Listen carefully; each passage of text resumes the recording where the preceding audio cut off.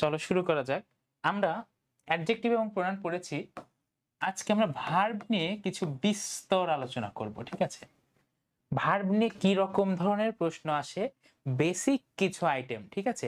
Basic কিছু item যেমন তোমার জানাই লাগবে ভার্বের প্রকারভেদ, ঠিক আছে? প্রথমে কি জানা লাগবে, ভার্ব থেকে কি টাইপের কোশ্চেন আসে দেখো। প্রথমত জানাই লাগবে যে জিনিসটা, সেটা হলো ক্লাসিফিকেশন। কোনটা কোন ধরনের ভার্ব, ভার্বের সর্বোচ্চ রকমের প্রকারভেদ আছে ইংলিশ গ্রামারে। যত জিনিসপত্র আছে ইংলিশ গ্রামারে, ভার্বের প্রকারভেদ সবচেয়ে বেশি। এরপরে তোমার যে জিনিসটা জানতে হবে সেটা হলো রাইট ফর্ম অফ ভার্ব।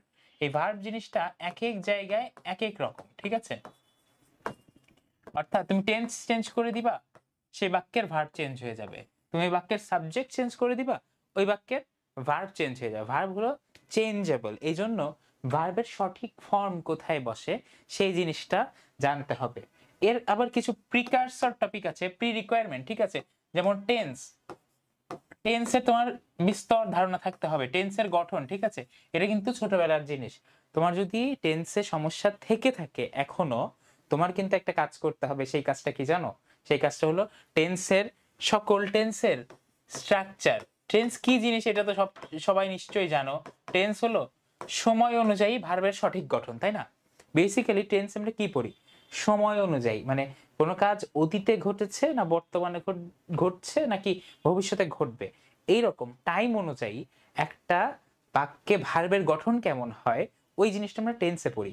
টেন্সে সব টেন্সের স্ট্রাকচার কিন্তু তোমার একদম ক্লিয়ারলি জানা থাকতে হবে, ওকে? কারণ অ্যাডমিশন টাইমের পড়াগুলো কিন্তু একদম গোড়ার থেকে ধরো একদম টেন্স থেকে আসে না, ঠিক আছে? টেন্স কিন্তু আমরা অলরেডি জানি। যেমন আমি স্কুলে যাচ্ছি, I am going to school, এখানে আই এম গোয়িং লিখতে হবে। আমি স্কুলে যাই, তখন কি I go to school. So এই যে ডিফারেন্সগুলো, এটা টেন্সের ডিফারেন্স। তারপরে যে জিনিসটা জানতে হবে আপনাদের, আবার আসবে সাবজেক্ট ভার্ব এগ্রিমেন্ট। এটা যদিও তুমি রাইট ফর্ম অফ ভার্বের মধ্যেই একটু পড়বা, সাবজেক্ট ভার্ব এগ্রিমেন্ট। মূলত সাবজেক্ট অনুযায়ী ভার্বের যে পরিবর্তনগুলো হয় ওইটা আমরা পড়ি এই টপিকের মধ্যে, ঠিক আছে? তারপর আরেকটা এক্সেপশনাল আছে, যে যদিও এটা রাইট, এটাও রাইট ফর্ম ভার্বের মধ্যেই পড়ে। আরেকটা জিনিস পড়ে, সেটার নাম হলো কন্ডিশনাল সেন্টেন্সেস।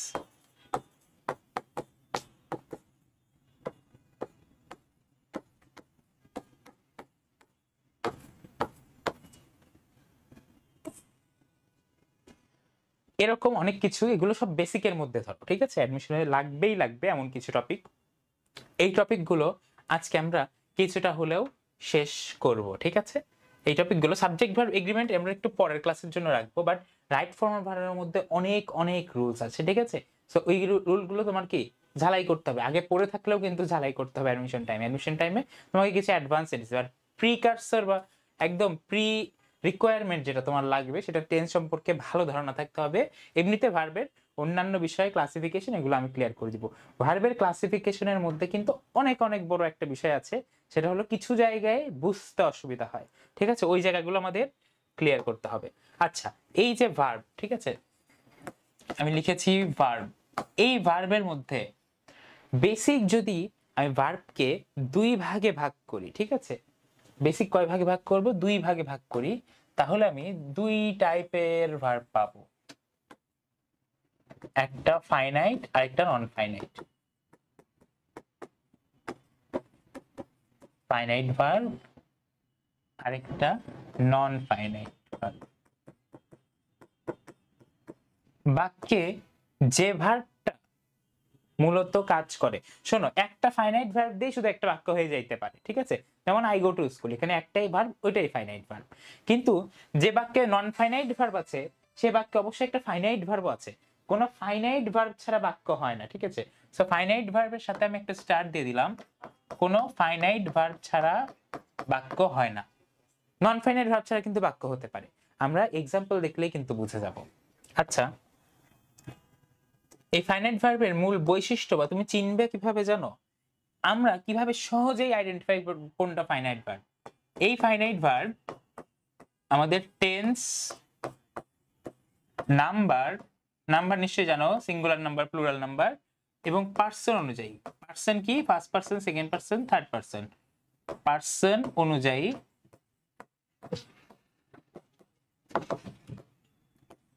চেঞ্জ হয়, ঠিক আছে। ফাইনাইট ভার্ব আপনাদের টেন্স, নাম্বার এবং পার্সন অনুযায়ী চেঞ্জ হয়। এটার উদাহরণ কি দেওয়া যেতে পারে বলো তো? এটার উদাহরণ দেওয়া যেতে পারে, ধরো তুমি কিভাবে বুঝবে, ধরো আমি বললাম যে আই উইল ডু ইট, আমি এটা করব। বলো তো এইটা কোন টেন্সে আছে? এই যে বাক্যটা লিখেছি আই উইল ডু ইট, এইটা কোন টেন্সে আছে? এটা কি তুমি বলতে পারবা? যে কোনো একজন বলো।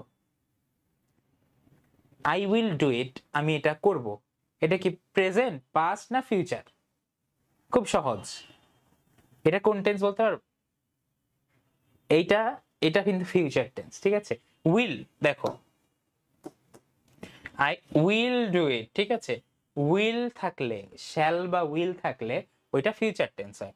এইটা যদি আমি প্রেজেন্টে করতে চাই, ধরো আমি এটা করব, আর প্রেজেন্টে বললে কি হবে, আমি এটা করি, তখন আমি বলবো আই ডু ইট,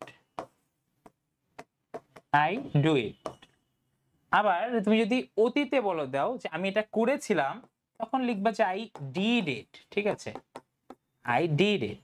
এই যে ভার্বটা আপনাদের চেঞ্জ হচ্ছে, এই চেঞ্জের যে ধরন বা যে ভার্বটা চেঞ্জ হয়, এইটাই আপনাদের সেই ভুল প্রতীক্ষিত ফাইনাইট ভার্ব, ঠিক আছে। এই ভার্বটা চেঞ্জ হচ্ছে। কিন্তু দেখো নন ফাইনাইট ভার্বের একটা উদাহরণ তোমার দিব, এইটা, এগুলো যেমন চেঞ্জ হয়, নন ফাইনাইট ভার্ব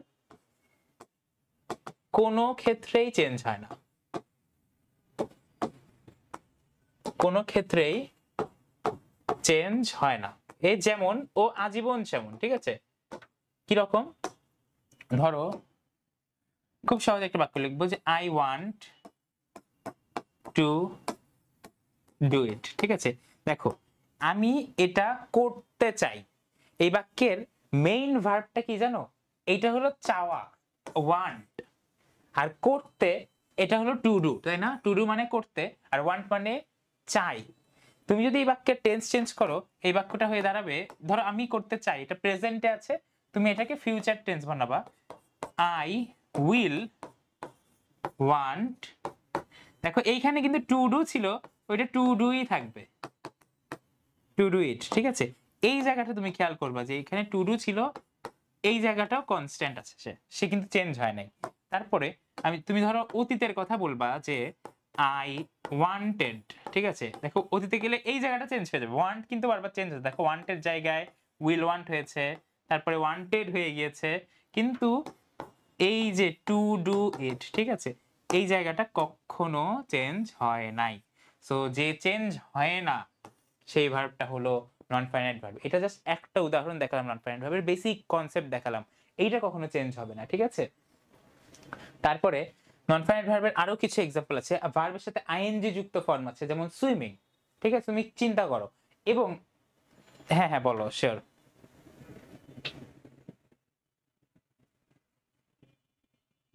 আর যেটা পরিবর্তন হয় সেটা ফাইনাইট, এক্স্যাক্টলি। আচ্ছা, এরপরে দেখো আমি আরেকটু উদাহরণ দিয়ে দেখাই, উদাহরণ দিয়ে দেখাইলে তোমাদের খুব ভালো মতো ক্লিয়ার হয়ে যাবে। ফাইনাইট ভার্ব তো ধরো চেঞ্জ হবে, অলওয়েজ হবে। ধরো I go to college every day, ধরো আই গো টু কলেজ, ঠিক আছে। এখানে একটাই ভার্ব, যদি এক বাক্যে একটাই ভার্ব থাকে ওইটা অবশ্যই ফাইনাইট ভার্ব, ঠিক আছে। আর যদি বাক্যে একাধিক ভার্ব থাকে, যেমন ধরো আমি বললাম যে swimming, swimming is good for health, good, swimming is good for health.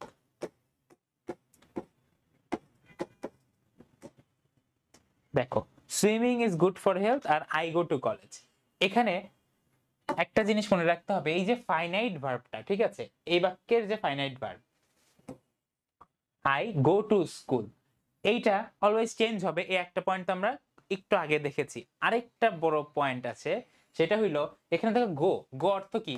যাওয়া। এখানে কিন্তু যাওয়ার কাজটা হয়, তাই না? দেখো এখানে যে গো ফাইনাইট ভার্ব, এই যাওয়ার কাজটা কিন্তু এখানে হয়, আমি কলেজে যাই মানে যাওয়ার কাজটা এখানে হয়। কিন্তু এই যে এখানে সুইমিং, একটু চিন্তা করো, সুইমিং বলতে বোঝাচ্ছে সাঁতার কাটা, ঠিক আছে, সাঁতার কাটা শরীরের জন্য ভালো। এখানে কিন্তু তুমি জাস্ট বলতেছো সাঁতার কাটার কথা, এখানে কিন্তু তুমি সাঁতার কাটো এটা বলো নাই, এই কাজটা কিন্তু বাক্যে হচ্ছে না। এই বাক্যে এটা সম্পর্কে জাস্ট বলা হচ্ছে যে সাঁতার কাটা শরীরের জন্য ভালো, বাট সাঁতার কাটা এখানে হচ্ছে না। সো দেখো তুমি জাস্ট এখানে চেঞ্জ করে দাও, এখানে প্রেজেন্ট টেন্সে আছে, তুমি এটাকে যদি পাস্ট টেন্সে নিয়ে যাও, গো এর পাস্ট ফর্ম কি? গো ওয়েন্ট, গান ওয়েন্ট, তাই না? তুমি লিখবা যে আই ওয়েন্ট টু কলেজ, ঠিক আছে, এভাবে লিখবা যে ওয়েন্ট থাকবে, গো হয়ে যাবে ওয়েন্ট। কিন্তু এই বাক্যটাকে তুমি যদি জোরপূর্বক ভাবে পাস্ট টেন্স বানাও, সুইমিং কিন্তু চেঞ্জ হবে না। সুইমিং বলতে সাঁতার কাটা বোঝাচ্ছে, তুমি যে সাঁতার কাটছো বা কাটো এটা না, ঠিক আছে, এখানে হবে সুইমিং ওয়াজ, ঠিক আছে। এই যে এই ভার্বটা চেঞ্জ হচ্ছে, মানে এই ভার্বটা ফাইনাইট ভার্ব যেটা চেঞ্জ হচ্ছে, এই বাক্যে ফাইনাইট ভার্ব এইটা, আর নন ফাইনাইট ভার্ব এইটা, নন ফাইনাইট ভার্ব। কারণ চেঞ্জ হচ্ছে এই ভার্বটা, ইজ হয়ে যাচ্ছে ওয়াজ, বাকিটা সেম থাকে, ঠিক আছে, অন্য কিছু চেঞ্জ হয় না ভার্ব বাদে। সো যে জিনিসটা চেঞ্জ হয় ওইটা ফাইনাইট, আর যে জিনিসটা চেঞ্জ এটা কি ফাইনাইট, আর এটা চেঞ্জ হচ্ছে না তাই এটা নন ফাইনাইট। আর এইদিকে একটা ভার্বই আছে, যেহেতু চেঞ্জ হচ্ছে এটা অবশ্যই ফাইনাইট ভার্ব, ঠিক আছে। এই জিনিসটা কি বুঝতে পেরেছি যে আসলে চেঞ্জ হচ্ছে কিভাবে বা চেঞ্জ হচ্ছে না কেন, বা যে কোনো প্রশ্ন থাকলে একটু করতে পারো, আমি বলে দিতে পারবো যে যদি তোমাদের কোনো প্রবলেমও থাকে, কোন টপিকের কারণে প্রবলেমটা হচ্ছে এটা আমি তোমাকে বলে দিতে পারবো আশা করি। আচ্ছা দেখেন ফাইনাইট ভার্ব, ঠিক আছে, এখন আমরা দেখব যে ফাইনাইট ভার্ব আমি বললাম যে যেটা চেঞ্জ হয় এইটা কিভাবে থাকতে পারে, এটার টাইপ কি কি, ঠিক আছে। ফাইনাইট ভার্ব কোনটা ব্র্যাকেটে একটু লিখে দেই তোমাদের মনে রাখার জন্য, যেটা চেঞ্জ হয়, চেঞ্জ হয়। ফাইনাইট ভার্ব মনে রাখবা যে একটা হলো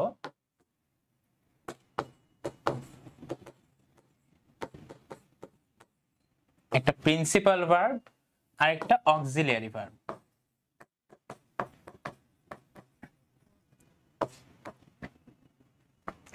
principal verb and auxiliary verb. আচ্ছা প্রিন্সিপাল মানে কি জানো? প্রিন্সিপাল মানে মেইন, আর অক্সিলিয়ারি মানে কি জানো? যেটা হেল্প করে, হেল্পিং, ঠিক আছে।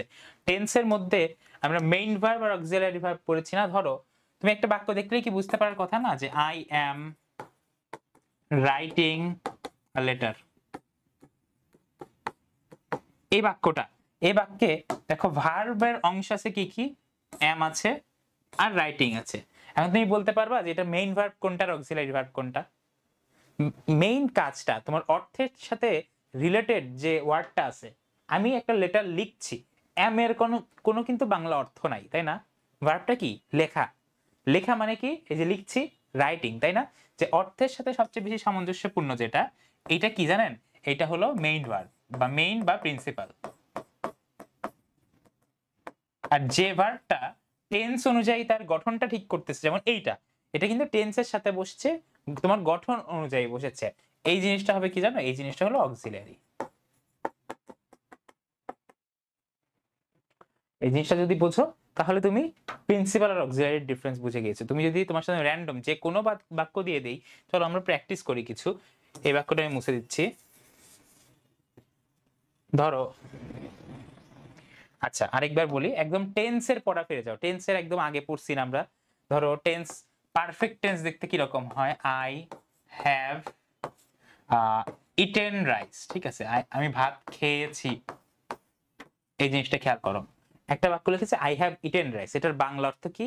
আমি ভাত খেয়েছি, ঠিক আছে। এখন দেখো খেয়েছি যে কাজটা আছে, তুমি কিন্তু অর্থ দেখে বুঝতেছো কাজ কোনটাই বাক্যে, খাওয়াটা কাজ। এখন দেখো এর মধ্যে খাওয়া অর্থ বহন করে কোন ওয়ার্ডটা, মানে বাংলা অর্থের সাথে সামঞ্জস্যপূর্ণ একদম সেম অ্যাকুরেট ওয়ার্ডটা কোনটা, সেটা হলো ইটেন, তাই না? যেহেতু অর্থের সাথে রিলেটেড সামঞ্জস্যপূর্ণ মেইন কাজটা এটা, সো এইটা মেইন, ঠিক আছে, এটা মেইন ভার্ব। আর এ বাদে যাই আছে হ্যাভ, হ্যাভ এর অর্থ কিন্তু বাংলা বাক্যে নাই, বাংলা অর্থ বের করলে হ্যাভ এর কোনো অর্থ নাই, কারণ এটা জাস্ট হেল্প করতে বসছে।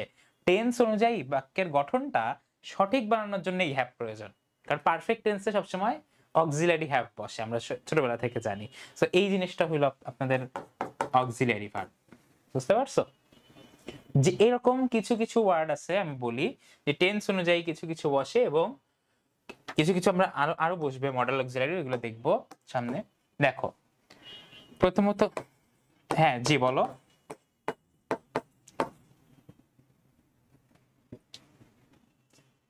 হ্যাঁ ইনফাইনাইট নন ফাইনাইট, হ্যাঁ নন ফাইনাইট।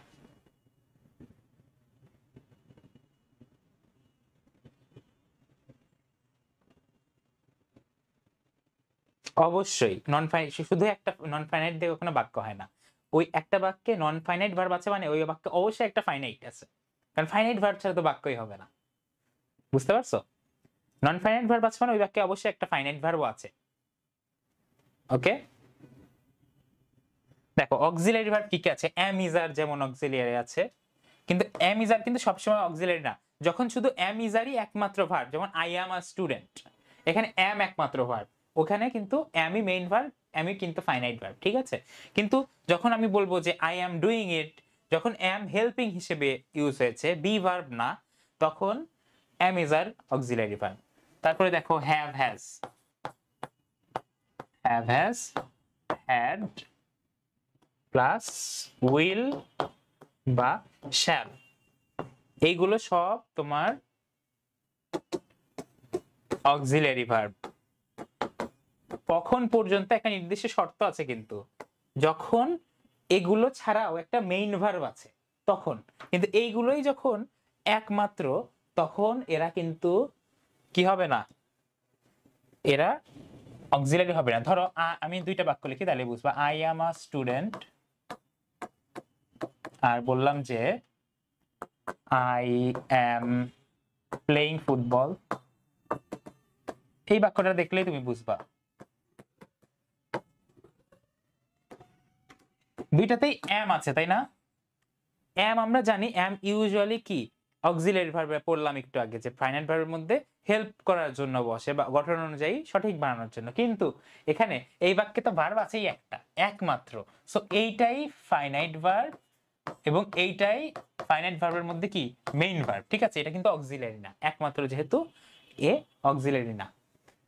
মজার ব্যাপার হলো এই জায়গাও কিন্তু এম ফাইনাইট ভার্বেরই অংশ, নন ফাইনাইট নাই, ঠিক আছে? এ কিন্তু চেঞ্জ হয়, অথবা এর নাও বসতে পারে টেন্স অনুযায়ী, কিন্তু এটা অক্সিলারি ভার্ব। সো এই যে প্রিন্সিপাল অক্সিলারি, ঠিক আছে, মেইন ভার্ব অক্সিলারি ভার্ব, এর কনসেপ্টটা কিন্তু ফাইনাইট ভার্বের মধ্যে, ঠিক আছে? এই দুইটার মধ্যে হইতে গেলে একে ফাইনাইট ভার্বের অংশ হওয়াই লাগবে, ঠিক আছে? সো আশা করি এটা বুঝছি। বাট এখানে এটা প্রিন্সিপাল ভার্ব, এটা এখানে এটা অক্সিলারি ভার্ব, এর একমাত্র কারণ এইখানে একটা মেইন ভার্ব আছে, সেটা প্লেইং, বাট ওইখানে কোনো মেইন ভার্ব হিসেবে রিপ্লেস করার মতো প্রথম বাক্যে কোনো কিন্তু ভার্ব নাই, এজন্য এম একমাত্র ফাইনাইট ভার্ব, এমই মেইন ভার্ব, ঠিক আছে? তো এইটাই ফাইনাইট ভার্ব, কি বলে, ফাইনাইট ভার্বের মধ্যে যে প্রিন্সিপাল এবং অক্সিলারি ভার্ব, এই দুইটার কনসেপ্ট। আর কিছু কিছু অক্সিলারির মধ্যে কিছু কিছু এক্সেপশনাল অক্সিলারি আছে যেগুলো টেন্সের অনুযায়ী বসে না, এদের ব্যবহারটা একটু স্বাধীন, ঠিক আছে, নিজস্ব অর্থ বহন করে এরা, এটার নাম হলো মডাল অক্সিলারি, ঠিক আছে? এরা নিজস্ব, প্রথম কথা কি এই ক্লাসে যদি রেকর্ড থাকবে, একটা জিনিস মনে রাখবা যে মডাল অক্সিলারির নিজস্ব অর্থ আছে এবং এরা এক্সেপশনাল, এরা টেন্স অনুযায়ী বসে না, ঠিক আছে? তবে এদের কারণে ভার্বের উপরে কিছু প্রভাব পড়ে, আমি সবগুলো লিখে দিচ্ছি, সবগুলো একটু অবশ্যই মুখস্থ করবেন। আমি ক্লাস 6 এ মুখস্থ করছি, এখনো মনে আছে, can, could, shall, should, will, would, may, might, must, have to, has to, have to, has to, had to, used to, ought to, need, dare,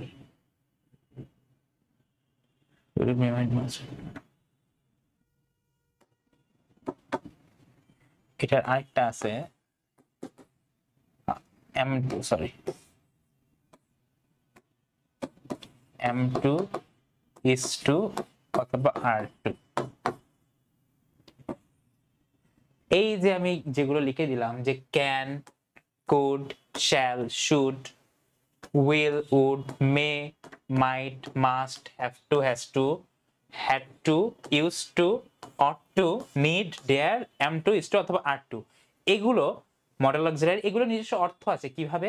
can মানে কি? পারা। পারা বলতে কি? এটা সক্ষমতার পারা। মে মানেও পারা, এটা হলো হতে পারা, ঠিক আছে, সম্ভাবনা। তারপরে কুড মানে ধরো পারতো, এরকম অর্থ প্রকাশ করে, মানে নিজস্ব একটা অর্থ দিতে পারে বাক্যকে। এবং এদের সবচেয়ে বড় বৈশিষ্ট্য হলো, তুমি যদি এই ভার্ব গুলো দেখো বাক্যের মধ্যে, এদের পরে অবশ্যই V1 অর্থাৎ প্রেজেন্ট ফর্ম বসে। প্রেজেন্ট ফর্ম বসে, ঠিক আছে। কি বসে? বাক্যের যে ভার্বের প্রেজেন্ট ফর্ম, একদম বেস ফর্মটা। প্রেজেন্ট ফর্ম বলতে কোনটা বোঝায়? একদম বেস ফর্ম বোঝায়। যেমন তোমাকে আমি যদি বলি, তোমাকে যদি রাইট ফর্ম অফ ভার্ব এরকম দেওয়া থাকে যে I could did the work, তাহলে দেখো তো, এই যে আমি যে একটা ব্যাপার শিখাইলাম যে মডেল অক্সিলারির পর কোন ফর্ম বসে, এই অনুযায়ী এটা সলভ করো। I could dash the work, তাহলে এরপরে কি হতো? এরপরে কিন্তু নিঃসন্দেহে, যেহেতু এটা মডেল অক্সিলারি, যেহেতু কুড একটা মডেল অক্সিলারি, এরপরে অবশ্যই ভার্বের প্রেজেন্ট ফর্ম অর্থাৎ বেস ফর্ম বসতো, যেটা হলো এই ডিড এর বেস ফর্ম কি? বলেন, উত্তর দেন। ডিড এই ভার্বটার একদম বেস ফর্ম কি? কোন ভার্ব একদম বেসিক থেকে আসছে এই ভার্বটা? Do, obviously do. So do এখানে কারেক্ট আনসার, ঠিক আছে। সো এইরকম মডেল অক্সিলারি যাই থাকুক আগে, তুমি কিন্তু এই নিয়ম থেকে বুঝতে পারবা যে এরপরে অবশ্যই আপনার ভার্বের বেস ফর্ম বা প্রেজেন্ট ফর্ম বসবে। সো ওইদিকে তো প্রিন্সিপাল ভার্ব অক্সিলারি পড়লাম। এবার অক্সিলারির ব্যাপারটা কিছু আমরা হিসাব চুকিয়েছি। একটা টেন্সের থেকে অক্সিলারি, রেগুলার যে অক্সিলারি, তারপর মডেল অক্সিলারি। এখন দেখো, এই যে প্রিন্সিপাল ভার্ব, প্রিন্সিপাল ভার্বের মধ্যে অনেক রকম টাইপ, ঠিক আছে, অনেক রকম টাইপ। বিভিন্ন পার্সপেক্টিভে, ধরো ক্যাটাগরি, মানুষের ধরো যে কোনো কিছুকে কিন্তু বিভিন্ন পার্সপেক্টিভ থেকে আমরা ক্লাসিফাই করি। যেমন নাউনকে আমরা কি অর্থের দিক থেকে 5 ভাগে ভাগ করেছিলাম, আবার গণনা করা যায় নাকি যায় না, এই ক্ষেত্রে কিন্তু 2 ভাগে ভাগ করেছিলাম, কাউন্টেবল এবং আনকাউন্টেবল। ঠিক একইভাবে একটা ভার্বের অবজেক্টের উপর ভিত্তি করে, অবজেক্টের ভিত্তিতে, কিসের ভিত্তিতে? অবজেক্ট, ঠিক আছে।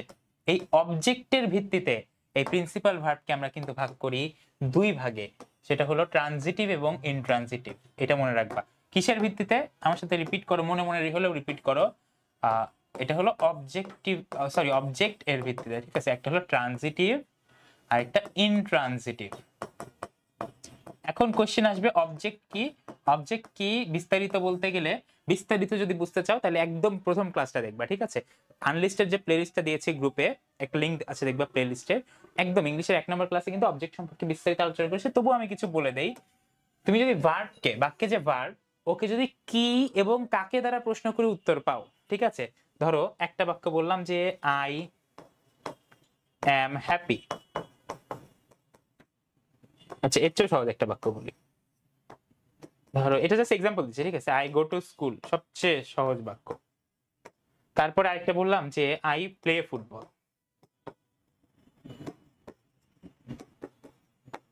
দুইটা বাক্য আশা করি দেখতে পাচ্ছ স্ক্রিনে, তাই না? আই গো টু স্কুল একটা, আই প্লে ফুটবল একটা। দেখো, দুই জায়গায় ভার্ব আগে আইডেন্টিফাই করি, একটা হলো গো, আরেকটা হলো প্লে। একটা হলো যাওয়া, একটা হলো খেলা। তুমি এই যে আমি স্কুলে যাই, তুমি যদি কোয়েশ্চেন করো কি যায়, কি যায় আর কিন্তু উত্তর নাই কোনো, কি যায় প্রশ্নটা রিলেভেন্ট না, কি যায় হয় না, তাই না? কোথায় যাই হলো আলাদা বিষয় ছিল, বাট আমি তো বলেছি কি এবং কাকে দ্বারা প্রশ্ন করতে হবে। তারপরে কাকে যাই, এটা কি হয়? কাকে যাই এরও কিন্তু কোনো রেলেভেন্স নাই এই বাক্যে। সো এই বাক্যে কিন্তু অবজেক্টই নাই, ঠিক আছে? এই বাক্যে কিন্তু অবজেক্ট নাই।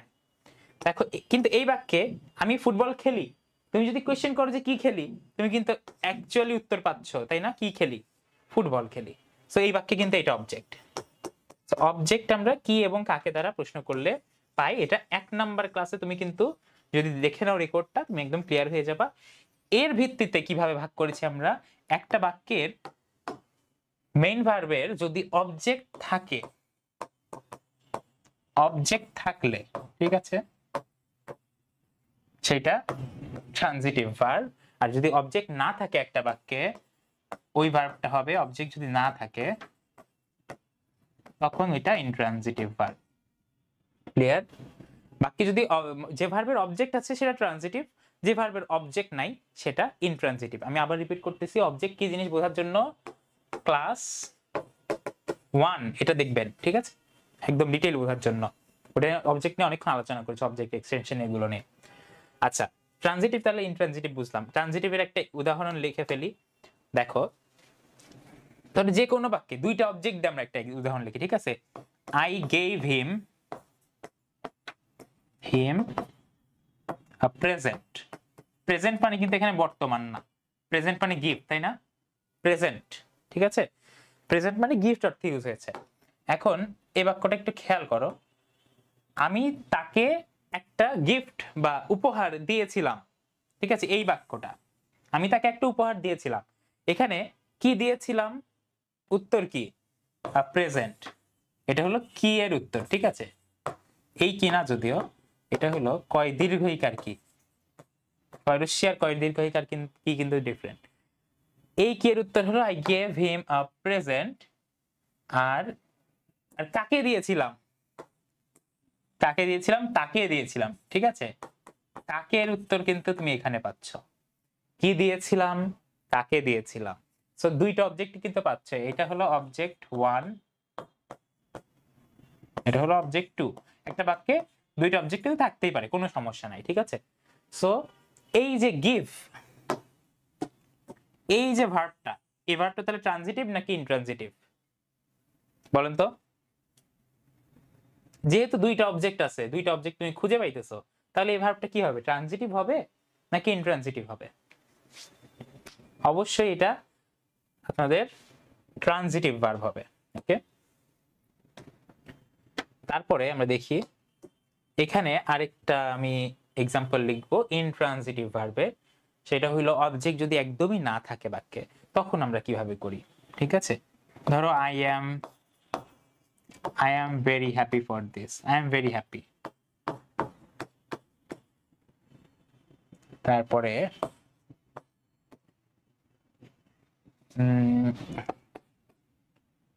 আই প্রে, আমি ধরো নামাজ পড়ি, I pray, just I pray লেখা আছে, তখন কিন্তু এই কোনো বাক্যে অবজেক্ট নাই, ঠিক আছে?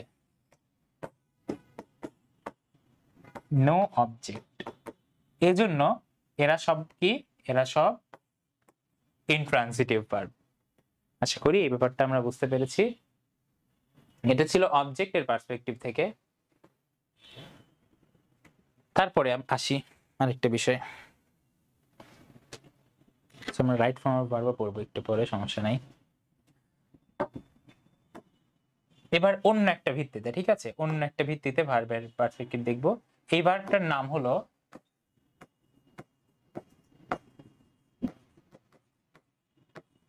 Positive verb. তোমাদের যার যার বই, লেকচার শিট সবগুলোতে কিন্তু এইগুলো সম্পর্কে বিস্তারিত দেওয়াই আছে, ঠিক আছে? তুমি কিন্তু তোমার যে কোনো বইয়ে বেসিক পড়া যেটা, এটা কিন্তু তুমি যে কোনো বই থেকেই পড়তে পারবা, বাট যে বোঝার বিষয়টা, এটা সবাই কিন্তু অবশ্যই ক্লাস দেখে বোঝাটা সবচেয়ে বেটার। এক মিনিট একটু ওয়েট করো।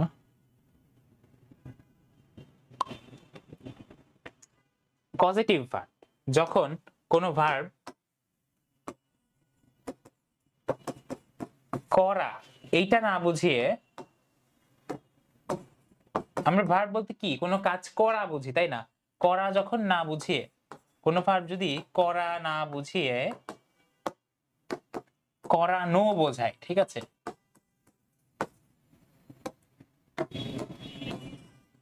করানো বোঝায়,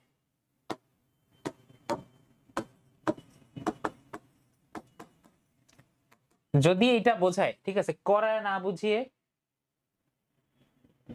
বুঝি নাই, আবার বলো একটু, আমি বুঝতে পারি নাই তোমার কথাটা, কোনটা আবার বললে ভালো হতো।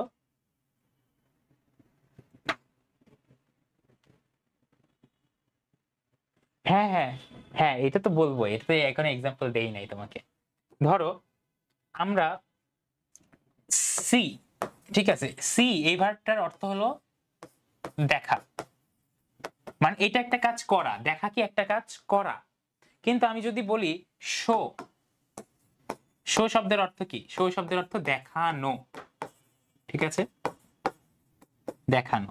তারপর আরেকটা ক্ষেত্রে বলতে পারি যে ধরো ইট, ইট মানে কি? খাওয়া।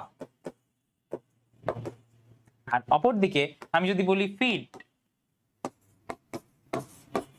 হ্যাঁ খাওয়ানো, এই যে তুমি কিন্তু তোমার কথার মধ্যেই কিন্তু করানো আসতেছে, ঠিক আছে, এই যে খাওয়ানো বলছো, দেখানো বলছো, এই টাইপের যত ভার্ব আছে, ঠিক আছে, সবগুলোই কি, সবগুলোই আপনাদের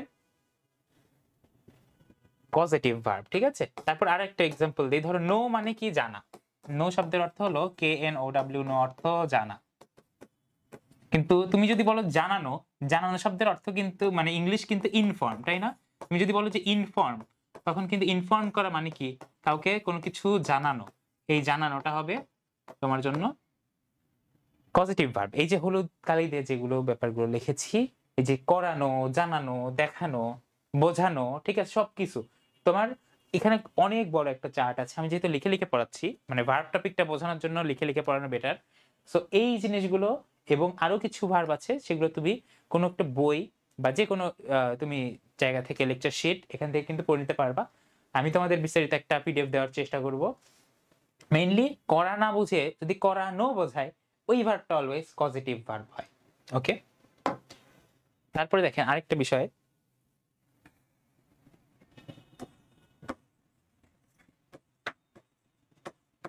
আচ্ছা PDF দিলে ভালো হবে না, PDF দিয়ে দিব অথবা তোমাদের বই থেকে আমি কিছু দাগিয়ে দিব, ঠিক আছে, মানে এই যে পজিটিভ ভার্বের যে লিস্ট অথবা ভার্ব যে বিভিন্ন টাইপের ভার্বের যে উদাহরণগুলো, এগুলো আমি তোমাদের দিয়ে দেওয়ার চেষ্টা করব। দেখো কগনেট ভার্ব, কগনেট ভার্ব যখন ভার্ব এবং অবজেক্ট, ঠিক আছে, একটু আগে কিন্তু আমরা অবজেক্ট সম্পর্কে জেনেছি যে ভার্বের অবজেক্ট থাকতে পারে কি বা কাকে দ্বারা প্রশ্ন করলে তুমি যে ওয়ার্ডটা পাচ্ছ বাক্যের মধ্যে যদি থাকে, ঠিক আছে, থাকাই লাগবে এমন না। ভার্ব এবং অবজেক্ট যদি সেম রুট ওয়ার্ড থেকে উৎপন্ন হয়, সেম রুটেড ওয়ার্ড, ঠিক আছে, সেম রুটেড ওয়ার্ড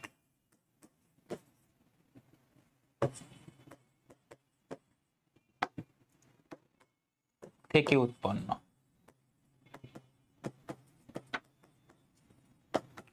হয়, তবে সেই ভার্বটা কগনেট ভার্ব। আমি এক্সাম্পল দিয়ে দেবো তোমাদের। এই ভার্ব এবং অবজেক্টটা কি থাকা লাগবে? একই টাইপের ওয়ার্ড থেকে যদি উৎপন্ন হয় বা এদের উৎসটা যদি সেম টাইপের ওয়ার্ড হয়। যেমন আমি কয়েকটা এক্সাম্পল লিখবো, এই কয়েকটা এটা থেকে কোশ্চেন আসলে এই কয়েকটা এক্সাম্পলই বারবার আসে, কারণ এখানে খুবই সীমিত সংখ্যক ভার্ব আছে। তুমি একটু খেয়াল করো, আমি বললাম যে হি ড্রেমড, ড্রেমড মানে কি? ড্রিমড না, কিন্তু উচ্চারণটা ড্রেমড হয়, ঠিক আছে, হি ড্রেমড আ নাইস ড্রিম। সে কি?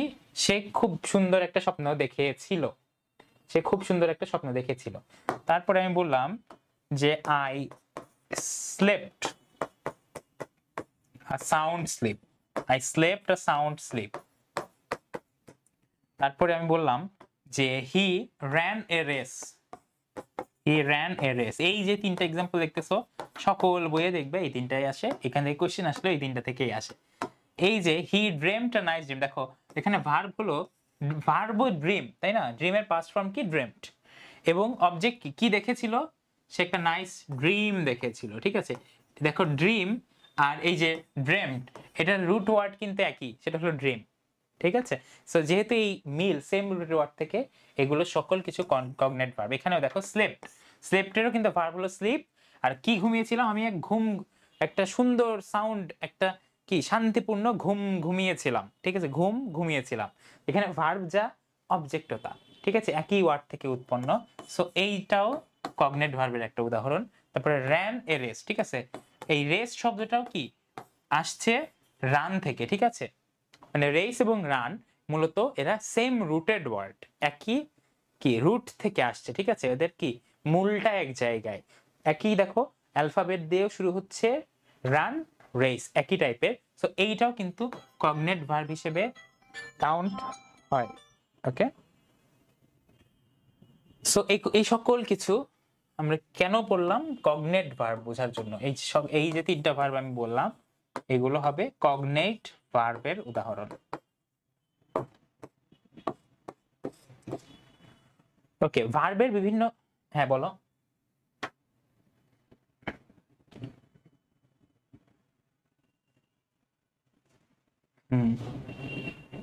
আচ্ছা, পজিটিভ ভার্ব এগুলো হলো মিসসেলেনাস কনসেপ্ট। মিসসেলেনাস মানে এগুলো ধরো বিবিধ বলি না, যে স্পেশাল কেস, এগুলো হলো স্পেশাল কেসে ভাগ করা হয়েছে, পজিটিভ ও স্পেশাল কেস। ধরো স্পেশাল কেসটা কি, যখন ভার্বটা করা না বুঝিয়ে করানো বোঝাবে, এইটাই হলো সেই স্পেশাল কেস, ঠিক আছে। তারপরে যখন ভার্বটা অবজেক্ট এবং ভার্ব একই শব্দ থেকে উৎপন্ন হবে, এইটাই সেই স্পেশাল কেস। বুঝতে পেরেছো, এগুলো হলো স্পেশাল কেস। স্পেশাল কেসেও এরকম অনেকগুলো আছে, তো এগুলো আমরা জানবো। ওকে, সো ভার্বের মেইনলি আমি তোমাদের শুরুতে, একদম শুরুতে কি বলেছিলাম বলো তো, একেবারে শুরুতে আমি তোমাকে বুঝিয়েছি ভার্বের কোন কোন টপিক পড়তে হবে। এখনো কিন্তু আমরা এই ক্লাসিফিকেশনের মধ্যেই আছি, ঠিক আছে। ভার্বের ক্লাসিফিকেশন, কি কি টাইপের ভার্ব আছে, এই যে স্পেশাল কেসে কি কি রকম অবজেক্ট আছে নাকি নাই, এই ক্ষেত্রে ট্রানজিটিভ ইনট্রানজিটিভ, তারপর একদম বেসিকে ফাইনাইট নন ফাইনাইট, এগুলো কিন্তু পড়তে হবে। আচ্ছা, আমরা মেইন ভার্বের বেশ কিছু কনসেপ্ট পড়লাম। আমাদের মেইন ভার্বের আরো কিছু পরবর্তীতে জানবো, যেগুলো থেকে কম প্রশ্ন আসে, ঠিক আছে। কম মানে একদম সবকিছু শেষ করে ভার্বের ওইগুলো জানবো, অন্য ক্লাসিফিকেশন গুলো। হ্যাঁ, ক্লাসটা রেকর্ড পেয়ে যাবে, ঠিক আছে। আমি ক্লাসটা আজকে ধরো রাত 9টার আগে তুমি রেকর্ডটা পেয়ে যাবা। ওকে, দেখো আমরা নতুন একটা টপিক শুরু করি। নতুন একটা টপিক বলতে নতুন একটা ক্লাসিফিকেশন, সেটা হলো নন ফাইনাইট ভার্ব। আমরা নন ফাইনাইট ভার্বের একটু বেসিক পড়েছি, বাট ক্লাসিফিকেশনের দিকে কিন্তু আমরা যাই নাই। নন ফাইনাইট ভার্বের বেসিক কনসেপ্ট কি ছিল বলতো, যে ভার্বটা টেন্স, নাম্বার, পার্সন এ কোনো কিছু ভেদেই চেঞ্জ হয় না, যে ভার্বটা কি চেঞ্জ হয় না, ঠিক আছে। সো এটার একটা বেসিক আমি হিন্টার দিয়ে রাখি, সেটা হলো এটা চেঞ্জ হয় না। এবং নন ফাইনাইট ভার্ব যে বাক্যে থাকে, ওই বাক্যে কিন্তু একটা ফাইনাইট ভার্বও অবশ্যই থাকে। ওকে, সো আমি নন ফাইনাইট ভার্বের টাইপ দেখি। নন ফাইনাইট ভার্ব তিন রকম, তিনটা কেস আমি লিখতেছি, ঠিক আছে। দেখো একটা আমি আগেও লিখেছিলাম, swimming is good for health, ঠিক আছে, গুড ফর হেলথ, এইটা একটা টাইপ। আমি বলছি সবগুলো বিস্তারিত আলোচনা করব। তারপরে আমি বললাম যে I went to a swimming pool.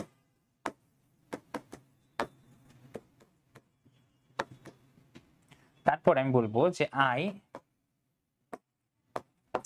went there to swim. দেখো তিনটা বাক্য লিখেছি, তিনটা কানেক্টেড বাক্য, ঠিক আছে, তোমাদের বোঝানোর জন্য ভালো, এবং একই ওয়ার্ড দিয়ে। Swimming is good for health, I went to a swimming pool, I went there to swim. এখানে দেখো প্রথম বাক্যে আসি। প্রথম বাক্যটা আমরা একটু কাটাছেড়া করি। Swimming is good for health, এই বাক্যে সুইমিং, ঠিক আছে, এটা জাস্ট সাঁতার কাটা নামটা বোঝাচ্ছে, যে সাঁতার কাটার কাজটা এটার নাম বোঝাচ্ছে। এবং এই বাক্যটা যদি টেন্স চেঞ্জ করে দাও, দেখো সুইমিং কিন্তু সুইমিংই থাকে, জাস্ট চেঞ্জ হয় কোনটা, এইটা। সো ইজ হলো এখানে ফাইনাইট ভার্ব, ঠিক আছে, ইজ হলো ফাইনাইট ভার্ব, এবং সুইমিং আছে, এইটা আপনাদের নন ফাইনাইট ভার্ব, ঠিক আছে, এবং এটার নাম হলো জেরান্ড। এটা কেন জিরান্ড? কারণ এই সুইমিংটা নাউনের মতো কাজ করছে। ইউজুয়ালি আমরা কি বলি, ধরো ক্রিকেট খুবই মজার একটা খেলা, ঠিক আছে, আনন্দের খেলা, মানে ক্রিকেট খুবই ইন্টারেস্টিং একটা গেম। এই যে বাক্যের শুরুতে সচরাচর ইউজুয়ালি কি বসে বলতো? নাউন বসে, তাই না? কোনো কিছুর নাম, যেমন রহিম এটা করছে, করিম এটা করছে, ক্রিকেট খেলা এরকম, ফুটবল খেলা এরকম। ঠিক একইভাবে সুইমিংটাও কিন্তু অনেকটা ওই রকম বোঝাচ্ছে, কিন্তু সুইমিংটা তো আসলে ভার্ব, ঠিক আছে, সুইম থেকে আসছে সুইমিং, কিন্তু এই যে ভার্ব হিসেবে, মানে ভার্ব হিসেবে জন্ম হইলে ওইটা কাজ করতেছে নাউনের আইএনজি ফর্ম যুক্ত হয়ে। ভার্বের সাথে যদি আইএনজি ফর্ম যুক্ত হয়ে সেটা নাউনের মতো কাজ করে, তখন ওইটা অবশ্যই জিরান্ড হয়, ঠিক আছে। এবং এটা নন ফাইনাইট ভার্ব, অবশ্যই নন ফাইনাইট ভার্ব, কারণ এটা কখনো চেঞ্জ হচ্ছে না। কিন্তু তোমার এখন প্রশ্ন আসতে পারে যে তাহলে এখানেও তো সুইমিং আছে, এটা তাহলে আলাদা লিখলেন কেন? Swimming pool, I went to a swimming pool. এখানে আমি বলেছিলাম যে নাউনের মতো কাজ করলে জিরান্ড, কিন্তু সুইমিং পুল আমি অ্যাডজেক্টিভ যখন পড়িয়েছিলাম, তোমরা যারা ক্লাস করেছো নিশ্চয়ই জানো, এই সুইমিং আমি যখন পুলের আগে ব্যবহার করব, ঠিক আছে, ঠিক পুলের আগে, কিসের পুল? সুইমিং পুল, ঠিক আছে, এটা পুল ওয়ার্ডটাকে কিন্তু মডিফাই করছে এই শব্দটা, ঠিক আছে। এই যে সুইমিং শব্দটা এখানে কিন্তু আর নাউনের মতো কাজ করছে না, এটা কাজ করছে অ্যাডজেক্টিভের মতো। যখন অ্যাডজেক্টিভের মতো কাজ করে একটা নন ফাইনাইট ভার্ব এবং আইএনজি যুক্ত রূপ থাকে অথবা পাস্ট পার্টিসিপল রূপ থাকে, ওইটা আমরা নেক্সটে জানবো যখন ডিটেইল পড়বো, তখন কিন্তু এই জিনিসটা আপনাদের পার্টিসিপল হিসেবে কাজ করবে। এর নাম হবে কি? Present participle. Present participle.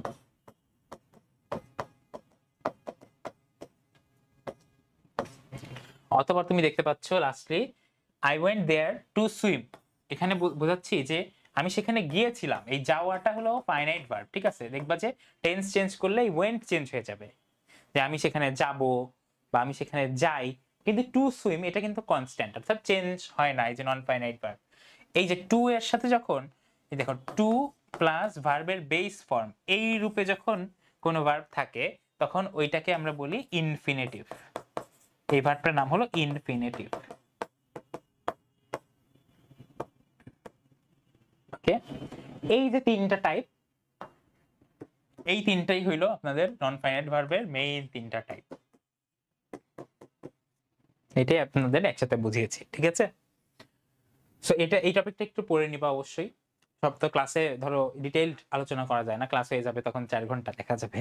তুমি হলো জিরান্ড, এই যে জিরান্ড টপিকটা নন ফাইনাইট ভার্বের টাইপের মধ্যে জিরান্ডটা পড়বা, এই যে পার্টিসিপলটা পড়বা। এই পার্টিসিপলের আর দুইটা টাইপ আছে, আমরা যে V3 পড়ি না, আরো দুটি টাইপ, ঠিক আছে, আমি লিখে দিলাম আরো দুটি টাইপ।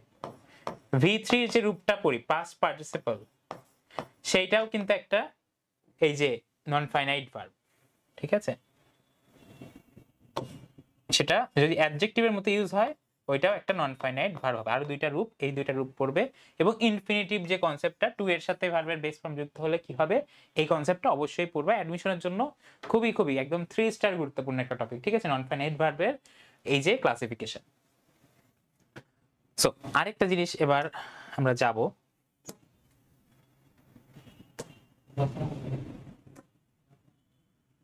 এই যে ভার্ব এক এক জায়গায় এক এক রকম ভাবে ইউজ হচ্ছে, এই সম্পর্কে কিছু ব্যাপার তোমাদের দেখাই দেওয়া দরকার।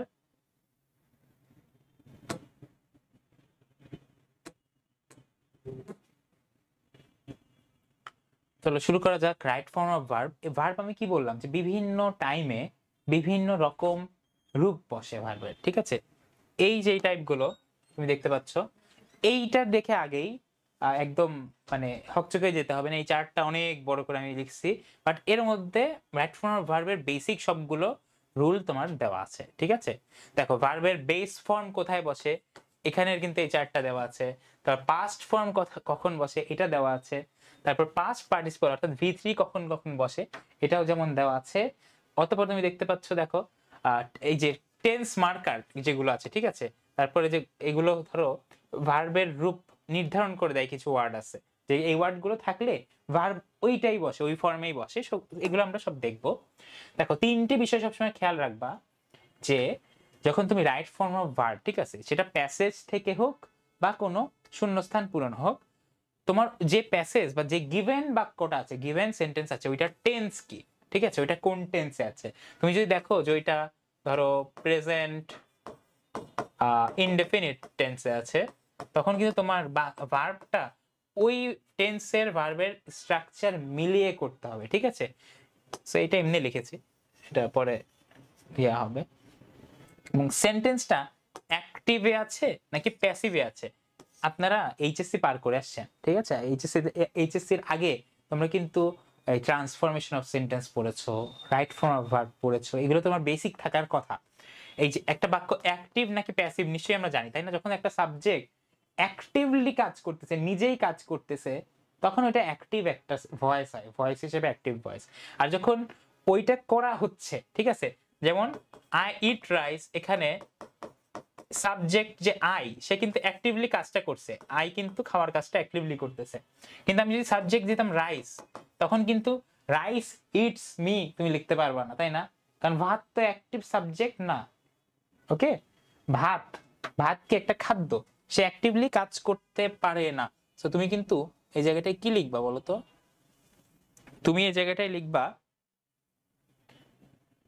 Rice is eaten by me. এই যে প্যাসিভ ভয়েসের, এটা কিন্তু যদি আমার এখন দেখানোর কথা না, কারণ এগুলো তোমার পারার কথা, খুবই সিম্পল জিনিস এবং এগুলো অনেক আগের জিনিস। এখানে ইট বসছে, এখানে ইজ ইটেন বসছে, দুইটার কিন্তু টেন্স সেম। জাস্ট বিকজ কি জন্য বসছে বলতো, এটা জাস্ট বসছে একটা কারণেই, এটা শুধুই একটা কারণে বসছে, যেটা হলো রাইস অ্যাক্টিভ সাবজেক্ট না, ঠিক আছে, রাইস কাজ করতে পারে না, ঠিক আছে, ইটের কাজটা রাইস করতে পারে, বরং রাইসকেই খাওয়া হচ্ছে। So rice is eaten by me, কিন্তু আই থাকলে যেহেতু active subject, I eat rice. Tense কিন্তু দুইটা বাক্যের সেম, ঠিক আছে।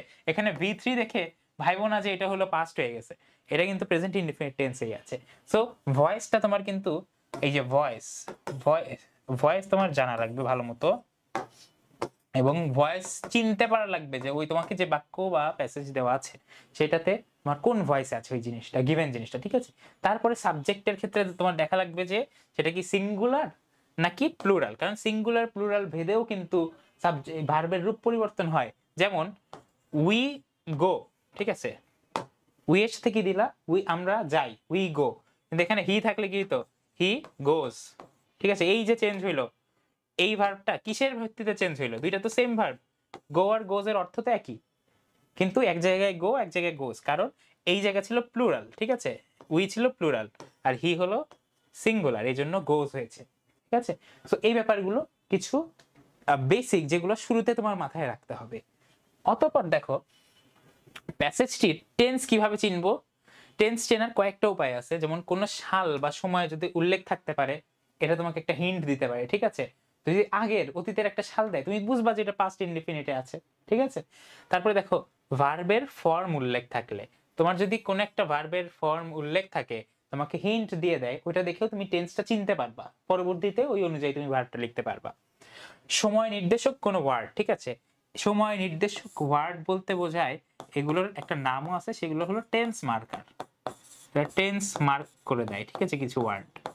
যেমন আছে এট দিস মোমেন্ট বা নাও, এখন যদি বলি তুমি বুঝতে পারতেছো যে এই কাজটা এই মুহূর্তে হচ্ছে, বুঝতেছো না, অবশ্যই বুঝতে পারতেছো। তারপরে দেখো আরেকটা বিষয় তোমাদের সাথে শেয়ার করি, সিঙ্গুলার প্লুরাল কিভাবে বুঝবা। যখন কোন একটা সাবজেক্ট একজনকে বোঝায় ওটা সিঙ্গুলার, এবং একাধিক মানুষকে বোঝাইলে প্লুরাল, এটা তো ছোটবেলার বিষয়, ঠিক আছে, সিঙ্গুলার প্লুরাল বিষয়টা। এখন আমরা মেইন একটা গুরুত্বপূর্ণ একটা উদাহরণে আসি, অ্যাক্টিভ এন্ড প্যাসিভ, ঠিক আছে। তো এটা আমি একটু আগেও বলছি যে rice is eaten by me আর আই ইট রাইস। প্যাসিভ ফর্মে সাবজেক্টটি কর্মক্ষম হয় না, ঠিক আছে, সাবজেক্টটি বস্তুবাচক হয় এবং কর্মক্ষম হয় না, কাজের ক্ষমতা নাই তার। প্যাসিভ ভয়েসে সাবজেক্ট নিজে কাজ করেও না, বরং ওইটাকেই কাজ করা হইতেছে, ঠিক আছে, এরকম যখন বোঝায়।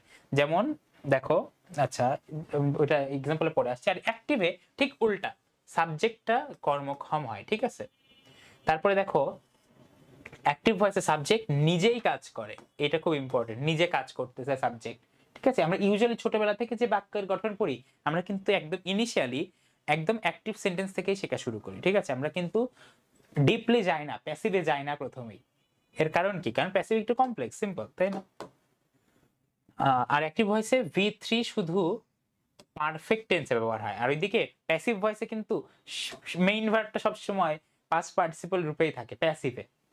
যেমন দা বুক, তুমি দেখতে পাচ্ছ, দেখো তোমাকে এইভাবে ধরে দেওয়া আছে দা বুক ড্যাশ ইন 1976। 1976 দেখে তুমি বুঝবা যে এটা পাস্ট ইনডেফিনিট হবে, ঠিক আছে। টেন্সটা তুমি আগে বের করে ফেললা, পাস্ট ইনডেফিনিট হবে, এই যে সাল দেখে তুমি বুঝলে।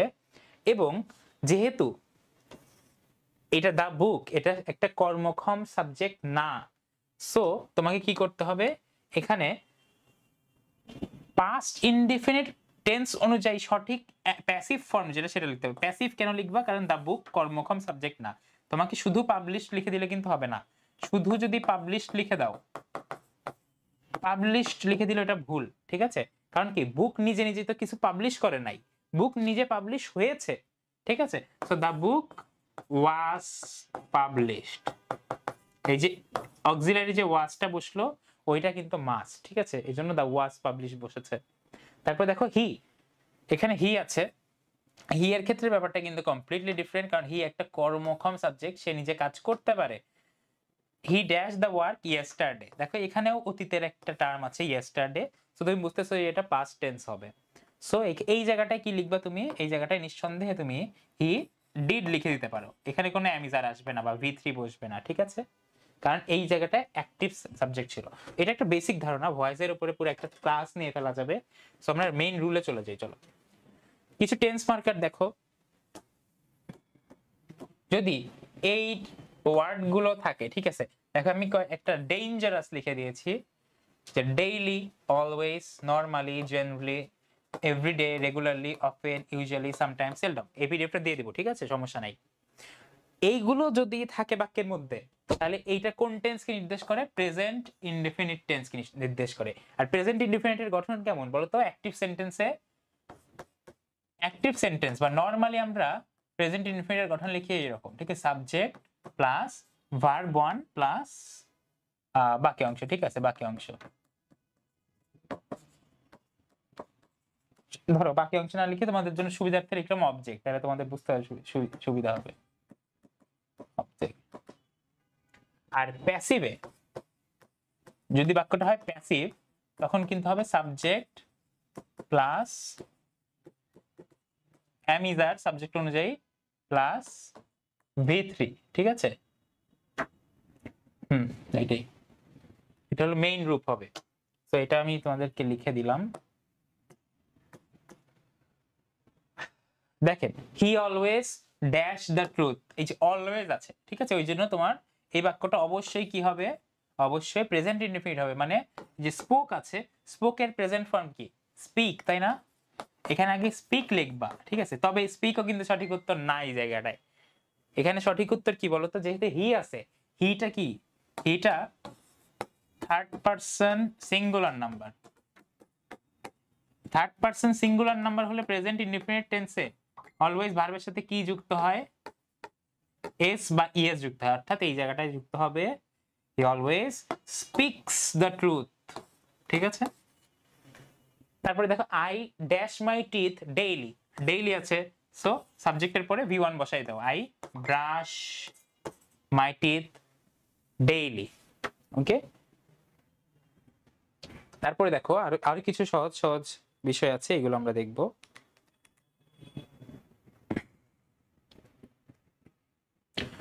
বাক্যে অভ্যাসগত কোনো কাজ বা চিরন্তন সত্য মানে ইউনিভার্সাল ট্রুথ যদি বোঝায়, তাহলে অবশ্যই প্রেজেন্ট ইনডেফিনিট টেন্স হয়। প্রেজেন্ট ইনডেফিনিট মানে সেম আগের যে টেন্সটা শিখলাম ওইটাই, ঠিক আছে।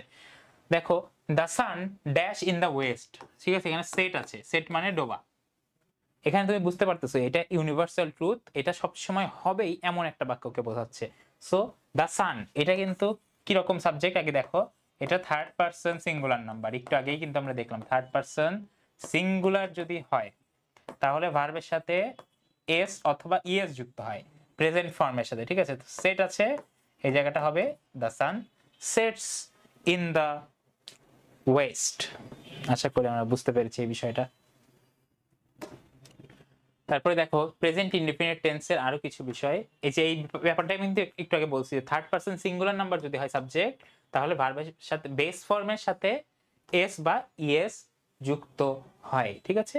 এটা আবার লেখা আছে my mother dash me, my mother যেহেতু থার্ড পারসন সিঙ্গুলার নাম্বার, নিঃসন্দেহে কি এখানে লাভস হবে, মাই মাদার লাভস মি। এরপরে দেখো রুল নাম্বার 4, এখানে আরো কিছু টেন্স মার্কারের কথা তোমার জন্য বলা আছে।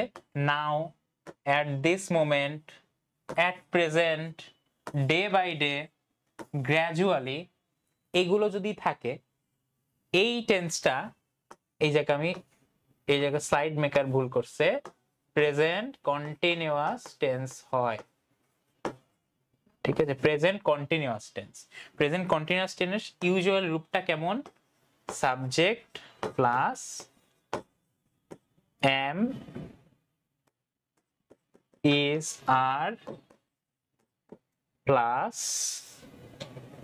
verb প্লাস ing, গোয়িং লিখে ফেলতেছিলাম ভুলে, এক মিনিট, v1 প্লাস ing, ভার্বের present form plus ing plus object, ঠিক আছে। এই যে এইটা হলো প্রেজেন্ট কন্টিনিউয়াস টেন্সের রূপ, ঠিক আছে, মানে এইরকম দেখতে হবে, গঠনটা এরকম হবে। এখন তোমরা নিশ্চয়ই বুঝতেছো যে এই ওয়ার্ডগুলো থাকলে তুমি বুঝবা যে টেন্সটা আসলে এইটা। যেমন I dash a letter to my sister now, মানে এই মুহূর্তে বা এখন কাজটা হচ্ছে, ঠিক আছে। সো তোমার টেন্সটা হবে কি প্রেজেন্ট কন্টিনিউয়াস। যেমন আই, দেখো am is are plus verb plus ING, কোনটা মেলে, দেখো একটা অ্যানসার এই যে এম রাইটিং আছে, এম রাইটিং এ কিন্তু সঠিক অ্যানসার এখানে, I am writing a letter, I am writing a letter to my sister, আমার বোনকে একটা চিঠি লিখছি এই মুহূর্তে, ঠিক আছে। ওকে, তারপরে দেখো কিছু কিছু finite verb, prepositional phrase, stop, start, suggest, mind, এই যে এই ওয়ার্ড গুলো, ঠিক আছে। দেখো stop, start, suggest, mind, with a view to, look forward to, এরপরে ঠিক আছে সব সময় নন ফাইনাইট ভার্ব জিরান্ড বসে। জিরান্ডের রূপটা কেমন, জিরান্ড দেখতে কেমন একটু আগে দেখেছি, ভার্ব প্লাস আইএনজি, তাই না, শুধু ভার্ব প্লাস আইএনজি, এখানে কোনো এম ইজ আর নাই, এগুলো ব্যবহার হয়। এই যে এই ওয়ার্ড গুলো মনে রাখবা, ঠিক আছে। Stop, start, suggest, mind, with a view to, look forward to, এই যে উড ইউ মাইন্ড, ধরো এখানে দিল উড ইউ মাইন্ড, ঠিক আছে। এই যে মাইন্ডের কথা কিন্তু বলেছি, উড ইউ মাইন্ড যদি থাকে এই যে এই ফ্রেজটার পর, ঠিক আছে, উড ইউ মাইন্ডের পরে অলওয়েজ ভার্ব প্লাস আইএনজি বসে, শুধু ভার্ব প্লাস আইএনজি। নিচের কোন অপশনটা শুধু ভার্ব প্লাস আইএনজি আছে তুমি দেখতে পাচ্ছ, would you mind dash me a plate, এখানে টু গিভ হবে না, গিভ হবে না, ইফ ইউ গিভ হবে না, কারেক্ট অ্যান্সার হবে গিভিং মি আ প্লেট, ঠিক আছে। Would you mind giving me a plate. এখন ধরো আমি বললাম যে I went there with a view to, ধরো এখানে যদি উইথ, মেইন কথা আমি বলতে চাচ্ছি যে এখানে যদি উইথ আ ভিউ টু থাকতো এখানেও কিন্তু ভার্ব প্লাস আইএনজি হইতো, কারণ এই যে এই মার্কার গুলো মনে রাখতে হবে তোমার, ঠিক আছে। তারপরে দেখো am going to, is going to, are going to, এগুলো মডেল অক্সিলারির মতো কাজ করে এবং নিকট ভবিষ্যতের ধারণা দেয়। এই যে আমি মডেল অক্সিলারি পড়ানোর সময় এই যে am going to, is going to, are going to কথা বলেছিলাম কিনা মনে নাই, বাট এগুলো কিন্তু মডেল অক্সিলারির মতো কাজ করে। ধরো আমি যদি তোমাকে বলি যে I am going to buy a car, ঠিক আছে, I am going to buy a car, মজার ব্যাপার শুনবা যে এটা কিন্তু টেন্স, যে এটা একটা ধোঁকা দেয়, ঠিক আছে।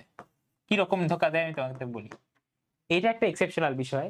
I am going to buy a car, এই বাক্যের অর্থটা যদি চিন্তা করো, এখানে কিন্তু বলা হচ্ছে না যে আমি একদম হাঁটে যাচ্ছি বা আমি এই মুহূর্তে যাচ্ছি গাড়ি কিনতে। এটা কেমন ধারণা দেয় জানো, এটা একটা নিকট ভবিষ্যতের ধারণা দেয় যে আমি একটা গাড়ি কিনতে যাচ্ছি, মানে কি আমি একটা গাড়ি কিনবো, ঠিক আছে। আমি বলি না যে I am going to do this, মানে কি আমি এমন না যে আমি কাজটা করতে যাচ্ছি গাড়ি নিয়ে চলে যাচ্ছি, ঠিক আছে। গোয়িং এখানে কিন্তু লিটারাল মিনিং এ না, মেইন কথা এটা, ঠিক আছে। গোয়িং ওয়ার্ডটা এখানে লিটারাল মিনিং এ না বা একদম বাস্তবিক অর্থেই কিন্তু এটা ইউজ হয় নাই, এটা মূলত একটা ফিউচারের ধারণা দেয়। সো গঠনগত দিক থেকে এটা প্রেজেন্ট কন্টিনিউয়াস হলো, এটার ধারণাটা ফিউচার, ঠিক আছে।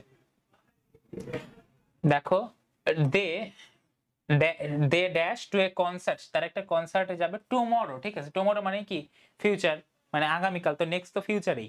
সো যেহেতু ফিউচার, দেখো এখানে কিন্তু দে এখানে টুটা অলরেডি দেওয়া আছে, সো আর গোয়িং টু, ঠিক আছে, এখানে আর গোয়িং হবে।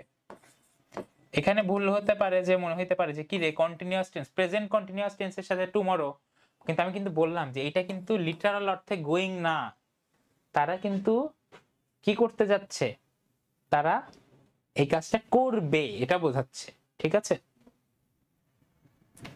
তারপরে দেখো কিছু কিছু টেন্স মার্কার আছে যেগুলো প্রেজেন্ট পারফেক্ট টেন্সকে মার্ক করে, যেমন already, just now, recently, lately, এই ওয়ার্ডগুলো যদি থাকে, ঠিক আছে, already, just now, yet, recently, lately. একটা ইয়েটের ক্ষেত্রে মনে রাখবা ইয়েট নেগেটিভ বাক্যতে বসে, ঠিক আছে, না বোধক বাক্য, ইয়েট বসে নেগেটিভ বাক্যে। এখন Bangladesh national cricket team already dash it's worth, ঠিক আছে, এটার মূল্য প্রমাণ করে দিয়েছে, অলরেডি আছে। অলরেডি মানে কি, অলরেডি যখন থাকবে তুমি বুঝবা যে এটা present perfect tense. Present perfect মানে কি, হ্যাভ হ্যাজ প্লাস V3, ঠিক আছে। এখন বাংলাদেশ ন্যাশনাল ক্রিকেট টিম এটা একটা কালেকটিভ নাউন, এটা কিন্তু সিঙ্গুলার হিসেবেই কাউন্ট হয়, তাহলে হ্যাজ, আর এখানে প্রুভ আছে, প্রুভের V3 কি, প্রুভেন, ঠিক আছে, হ্যাজ প্রুভেন ইটস ওয়ার্থ, ঠিক আছে। এটা ময়মনসিংহ বোর্ডের প্রশ্ন একটা, বাট তবুও জানতে হবে। আর যদি এরকম থাকে আই ব্র্যাকেটে ইট মাই ইয়েট, দেখো I dash eat my meal yet, আমি তো বলেছি ইয়েট শব্দটা কোন ক্ষেত্রে ব্যবহার হয়, ইয়েট শব্দটা ব্যবহার হয় নেগেটিভ অর্থে, ঠিক আছে। যখন ইয়েট থাকবে তখন তুমি কিন্তু এখানে হ্যাভ নট ইটেন দিতে হবে, ঠিক আছে, I have not eaten my meal yet, আমি এখন আমার খাবার খাই নাই। ইয়েট শব্দটা থাকলে শুধু নেগেটিভ দিতে হবে, এটা যেন অলওয়েজ মনে থাকে। তারপরে দেখো ইনফিনিটিভের ক্ষেত্রে টু প্লাস ভার্বের বেস ফর্ম বসে, এটা তো আমরা একদম নন ফাইনাইট ভার্ব যখন পড়েছি ইনফিনিটিভ, ওইটার গঠনই দেখেছিলাম কি টু প্লাস ভার্বের বেস ফর্ম, ঠিক আছে, টু প্লাস ভার্বের প্রেজেন্ট ফর্ম। আই ওয়ান্ট, এখানে কি হবে, টু ডু দ্য ওয়ার্ক, ঠিক আছে, আমি কাজটি করতে চাই। তো তুমি কিছু জায়গায় কমন সেন্স খাটায় কিন্তু নন ফাইনাইট ভার্ব নিজের বসাতে হবে। আরেকটা জায়গায় দেখো, এটাও একটু আগে আমরা পড়ে এসেছি, মডেল অক্সিলারির পরে ভার্বের কোন ফর্ম বসে, ভার্বের বেস ফর্ম বসে। এই যে can, could, shall, should, will, would, may, might, must, had to, have to, এই যে ওয়ার্ডগুলো আছে, যে অক্সিলারি ভার্বগুলো আছে, এগুলো যদি দেখো যে কুড নট, এখানে কি কুড নট, সো যেহেতু কুড এর প্রভাবে এখানে কি হবে, এখানে ভার্বের প্রেজেন্ট ফর্ম হবে, ঠিক আছে, রাহিমা কুড নট, আচ্ছা গিভই এখানে অ্যান্সার, ঠিক আছে, গিভটা ভুলে দিয়ে দেওয়া হয়েছে, গিভই কিন্তু এখানে answer, give me any solution, should I, আচ্ছা এইটা দেখো, শুড আই, শুডো মডেল অক্সিলারি, ঠিক আছে, সো এই জায়গায় কি হবে, শুড আই ডু ইট, মানে এরপরে বেসিক্যালি ভার্বের সবসময় বেস বা প্রেজেন্ট ফর্মটা বসবে। তারপরে দেখো আগের টাইম বোঝায় এমন যে ওয়ার্ডগুলো আছে, ঠিক আছে, আগের টাইম যদি বোঝায় এমন যে ওয়ার্ডগুলো আছে, এগুলো সব অলওয়েজ পাস্ট ইনডিফিনিট টেন্সকে মার্ক করে, ওকে। যেরকম দেখো এই ago, once, long since, long ago, yesterday, last night, last week, last month, last year, the day before yesterday, এগুলো যদি থাকে অবশ্যই সেন্টেন্সটা কি হয়, পাস্ট ইনডিফিনিট টেন্স হয়। পাস্ট ইনডিফিনিট টেন্সের গঠন কি, সাবজেক্টের সাথে ভার্ব টু মানে পাস্ট ফর্ম প্লাস অবজেক্ট, ঠিক আছে, এই গঠনে ভার্বটা লিখতে হবে, অর্থাৎ ভার্বটা তোমার ডিরেক্ট সাবজেক্টের পরে পাস্ট ফর্ম লিখতে হবে। এই যে পাস্ট ইনডিফিনিট টেন্সের গঠন, এর আমি কিন্তু বলে নিচ্ছি যে অবশ্যই টেন্সের সকল কিছুর স্ট্রাকচার মনে থাকতে হবে। দেখো অতীতকালের দুটি ক্লজ মানে বাক্যাংশ, ঠিক আছে, দুইটা বাক্য যদি যুক্ত থাকে, দুইটা বাক্যকে আলাদা আলাদাভাবে বাক্যাংশ বলে বা ক্লজ বলে। যদি অ্যাজ অথবা ওয়েন অথবা ওয়াইল দ্বারা যুক্ত থাকে, ঠিক আছে, এই তিনটা কনজাংশন দ্বারা যদি তারা যুক্ত থাকে ক্লজ দুইটা, তাহলে একটি পাস্ট কন্টিনিউয়াস এবং অপরটি পাস্ট ইনডিফিনিট টেন্স হয়, ঠিক আছে। তোমাকে একটা ইউজুয়ালি বাক্যের মধ্যে দিয়ে দিবে, যদি একটা পাস্ট কন্টিনিউয়াস হয় আরেকটা পাস্ট ইনডিফিনিট টেন্স হবে, ওকে। এই যে শুধুমাত্র এই তিনটা দ্বারা যুক্ত থাকলে কিন্তু এইটা, ঠিক আছে, তাছাড়া কিন্তু সিন্সের নিয়ম আলাদা, বিফোর আফটারের নিয়ম আলাদা, মেনলি একটা পাস্ট কন্টিনিউয়াস হবে, একটা পাস্ট ইনডিফিনিট হবে। ধরো এইখানে একটা ড্যাশ দিয়ে বলা আছে I dash TV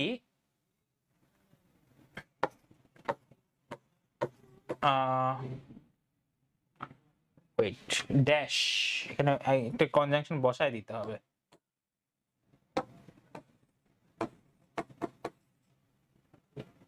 telephone, slide maker যে কি ভুল করে, র্যাং। দেখো এই জায়গাটা দেখো, আই ড্যাশ টিভি, ঠিক আছে, ওয়াচ এখানে লেখা আছে, মানে ক্লু দেওয়া আছে, while the telephone rang, ঠিক আছে, অথবা while অথবা when the telephone rang। যদি এরকম থাকে তুমি দেখবা যে while বা when দ্বারা যুক্ত আছে, এবং এই সাইডে কি আছে, এই সাইডে past indefinite tense, ঠিক আছে, rang, directed the telephone rang, এটা কিন্তু past indefinite tense। তাহলে ওই পাশে অবশ্যই কি হবে, এই পাশে তোমার past continuous হবে। past continuous লিখলে কি লিখবা, I was watching TV, মানে এরকম কিছু সূত্র মিলাই মিলাই তোমাকে, রুল মিলাই মিলাই কিছু অ্যান্সার করতে পারতে হবে, ঠিক আছে। এই ব্যাপারটা যেন আমাদের সকলের মনে থাকে।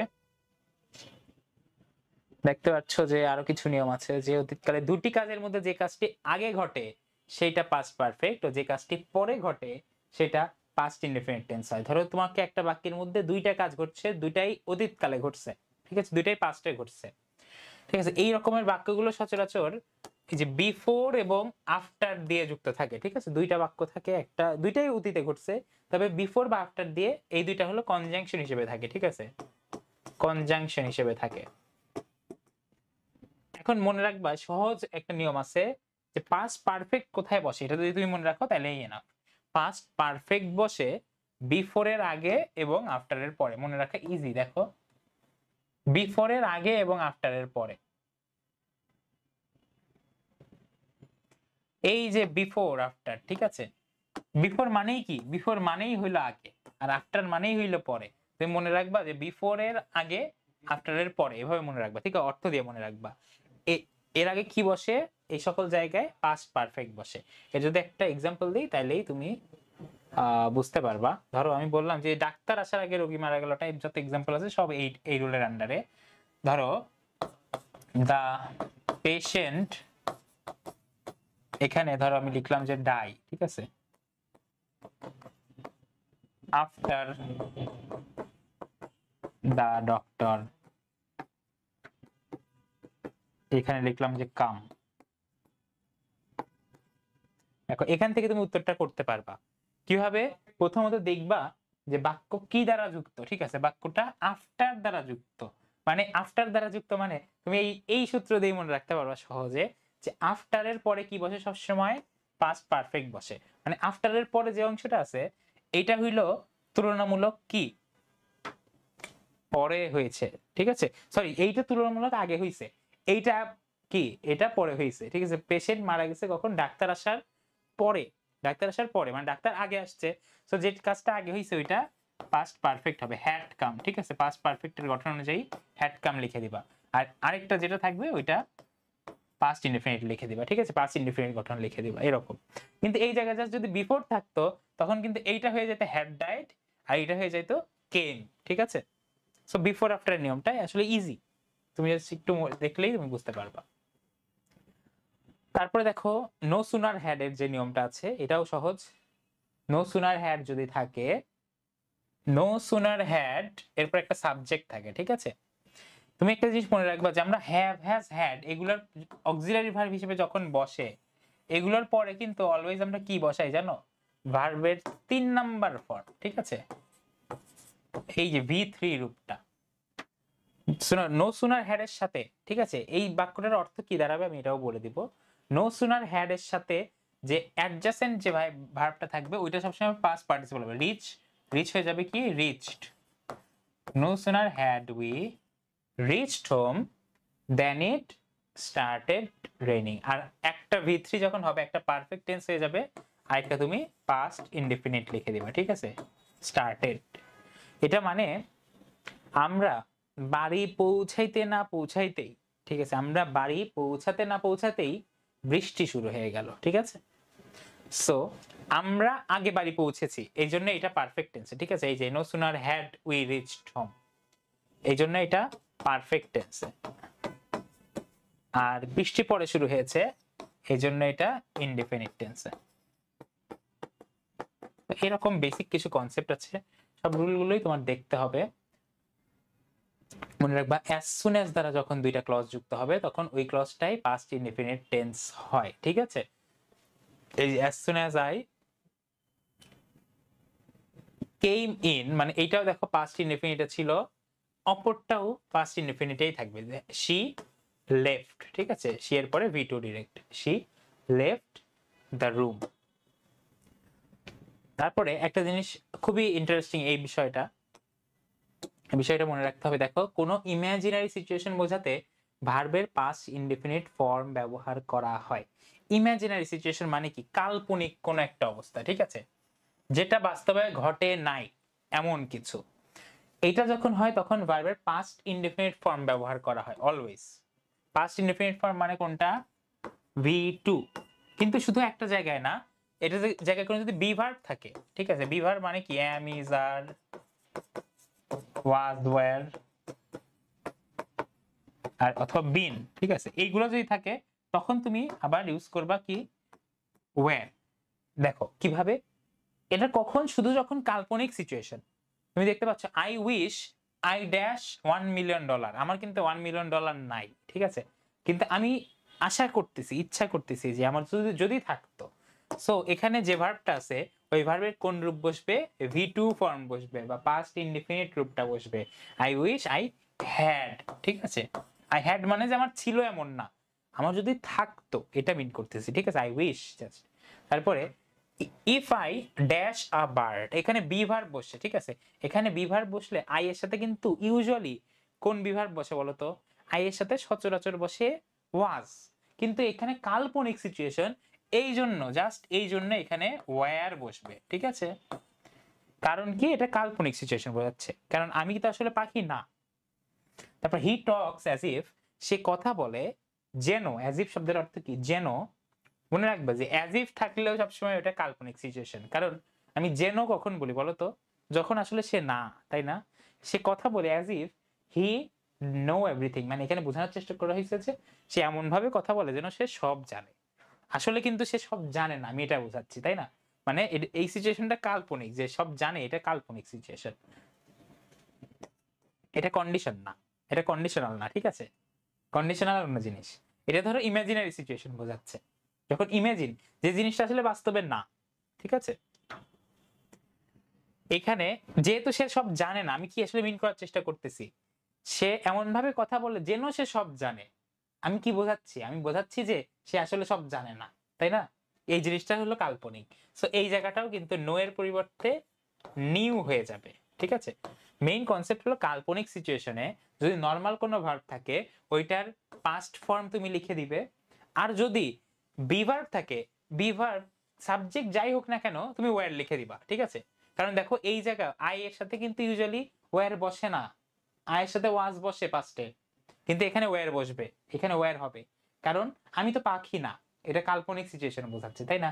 আমি বোঝাচ্ছি যে আমি যদি পাখি হইতাম একটা, মানে কত সুন্দর হতো, এরকম বোঝাচ্ছি, এই জন্য এখানে ওয়্যার বসেছে। এটা হলো কাল্পনিক সিচুয়েশন বা কাল্পনিক যে অবস্থা বোঝাচ্ছে, ঠিক আছে, কাল্পনিক, কাল্পনিক অবস্থা এটা। তারপরে দেখো আরেকটু কিছু যেগুলো একদম বেসিক নিয়ম, ওগুলো আমি একটু তাড়াতাড়ি পড়াই যাচ্ছি তোমাদের। যেমন ইট ইজ টাইম বা ইট ইজ হাই টাইম যদি থাকে, ঠিক আছে, এটা ছোটবেলার নিয়ম। ইট ইজ হাই টাইম যদি থাকে, মোস্ট অফ দ্য টাইম প্রশ্নে ইট ইজ হাই টাইম আসে, ঠিক আছে। ইট ইজ হাই টাইমের পর সাবজেক্ট যদি থাকে, ঠিক আছে, যদি সাবজেক্ট দেওয়া থাকে তাহলে যে ভার্বটা থাকবে ওই ভার্বটা হলো ভি টু হয়, মানে পাস্ট ফর্ম হয়। মানে দেখো ইট ইজ হাই টাইম, এই উদাহরণটা দেখো, it is high time he, subject আছে না নাই, সাবজেক্ট আছে, তাই না। সাবজেক্ট যদি থাকে পরের ভার্বটা কি হবে, ভি টু হবে, এটা ভি টু হবে, চেঞ্জড, হি চেঞ্জড হিজ ব্যাড হ্যাবিটস। কিন্তু সাবজেক্ট যদি না থাকে তখন তুমি কিন্তু ডিরেক্টলি ভি টু বসাইতে পারবে না, তখন তোমাকে ইনফিনিটিভ বসাতে হবে, non finite verb, to plus V one, ঠিক আছে। দেখো now it is high time, এরপরে দেখো কোনো সাবজেক্ট নাই, ঠিক আছে, এখানে কি সাবজেক্ট নাই, সাবজেক্ট না থাকলে টু প্লাস ভি ওয়ান, এই ভার্বটা দেওয়া আছে না, এটার সাথে টু বসাই দিবা, to plus play, it is time to play football. Subject থাকলে ভার্বের দ্বিতীয় ফর্ম অর্থাৎ পাস্ট ফর্ম, সাবজেক্ট না থাকলে ইনফিনিটিভ টু। ঠিক আছে, তারপর লাস্টে সহজ একটা নিয়ম দেখো, tomorrow, next time, next day, next week, next month, next year ইত্যাদি, নেক্সট এর সাথে কোনো টাইম, ঠিক আছে, এগুলো যদি থাকে তখন ওই বাক্যটা ফিউচার ইনডেফিনিট টেন্সে লিখতে হয়। ফিউচার ইনডেফিনিট টেন্সের গঠনটা এরকম, সাবজেক্ট প্লাস শ্যাল বা উইল প্লাস ভার্বের বেস ফর্ম। ঠিক আছে, এটা হলো ফিউচার ইনডেফিনিট টেন্সের গঠন। তুমি তখন এইভাবে বাক্যটা লিখবা। তারপরে আরো কিছু দেখো টেন্স মার্কার আছে, এগুলো ধরো আমি খুব দ্রুত দেখাই দিই জাস্ট তোমাদের।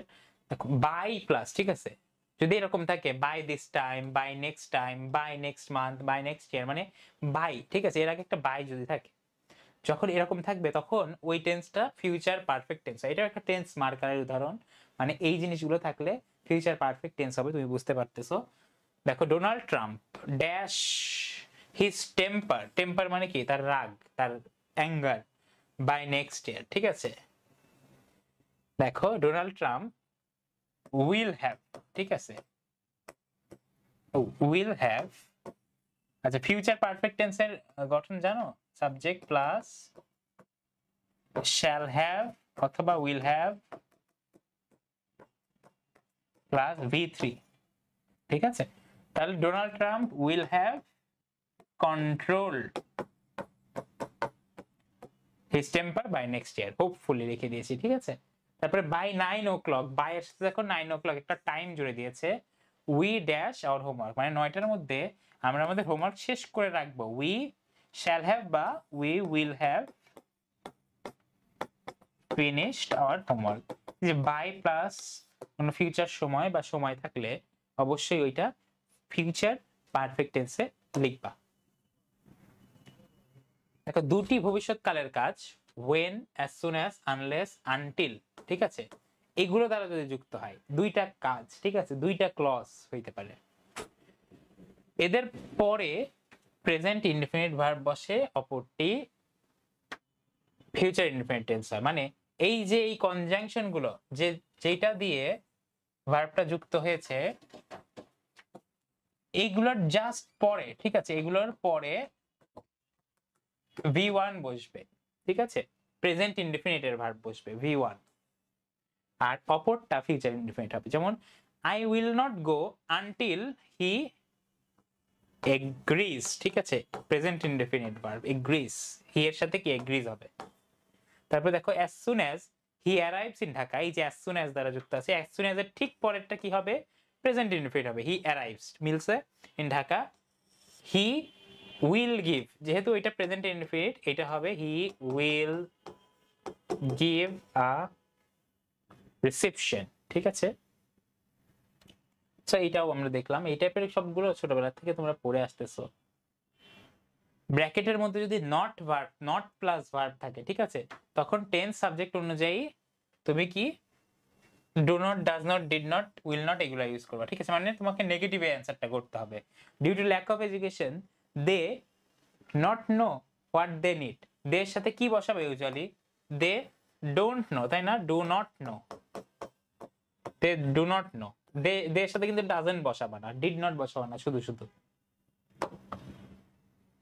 বি ভার্ব উল্লেখ থাকলে সেখানে টেন্স অনুযায়ী am is are was are বসে। যখন তোমাকে শুধু বি দিবে, ঠিক আছে, এরকম দিতে পারে যে বি, তখন তুমি কি বসাবো, আমি বি লিখে দিয়েছিলাম একটু আগে, am is are was were shall be will be R been, ঠিক আছে, am is are was were shall be will be R been, এগুলো যদি থাকে তখন তোমার টেন্স অনুযায়ী বা সাবজেক্ট অনুযায়ী তোমাকে দিতে হবে। Amerigo dash a street child who lived here in 90s, দেখো 90s এর কথা বলা আছে, মানে এটা কি পাস্ট, সো তোমার উত্তরটাও হবে পাস্ট। আমেরিগো ওয়াজ, ঠিক আছে, ওয়াজ, তুমি কিভাবে ওয়াজ দিবা, কারণ তুমি ওইখান থেকে বুঝতেছো যে এটা past tense. Amerigo was a street child who lived here in 90s। So এখন তুমি এটা মিলাইতে পারবা খুব ইজিলি, বুঝছো।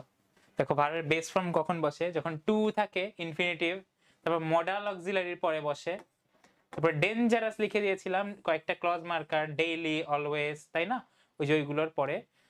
তারপরে ভার্বের বেস ফর্মের সাথে ইএস কখন যুক্ত হয়, যখন থার্ড পারসন সিঙ্গুলার নাম্বার থাকে, যেমন হি, শি, ইট, তারপরে যে কোনো নাম, রহিম, করিম, যদু, মধু, ঠিক আছে। তারপরে দেখো ভার্বের পাস্ট ফর্ম, ঠিক আছে। পাস্ট ফর্ম কোথায় বসে?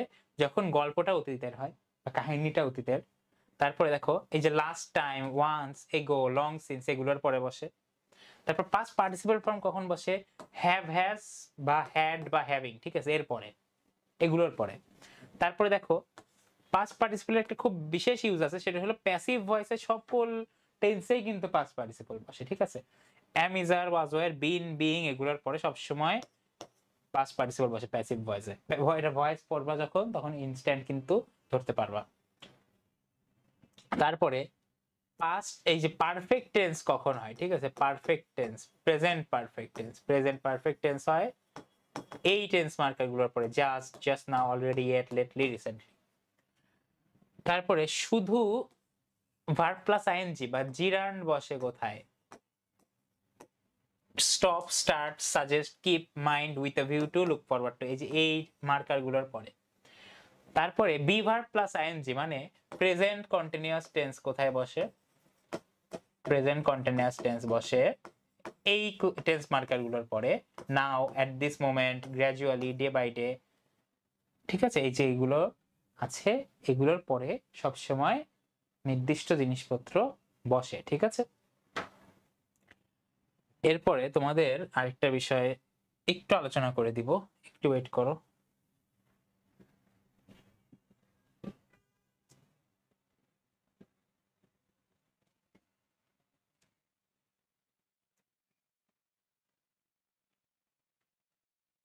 আমাদের ইউনিট 1 এটা কিভাবে পড়বা এই জিনিসটা তোমার জানা দরকার। আজকে পিডিএফটা অনেক বড় হবে, আজকে ক্লাসটা অনেক বড় হয়ে গেছে। আমরা মোটামুটি 5:30টার পরে শুরু করছিলাম, আচ্ছা 1.5 ঘন্টা হয়েছে। একটু ওয়েট করো তোমরা, তোমাদের বইটা আগে।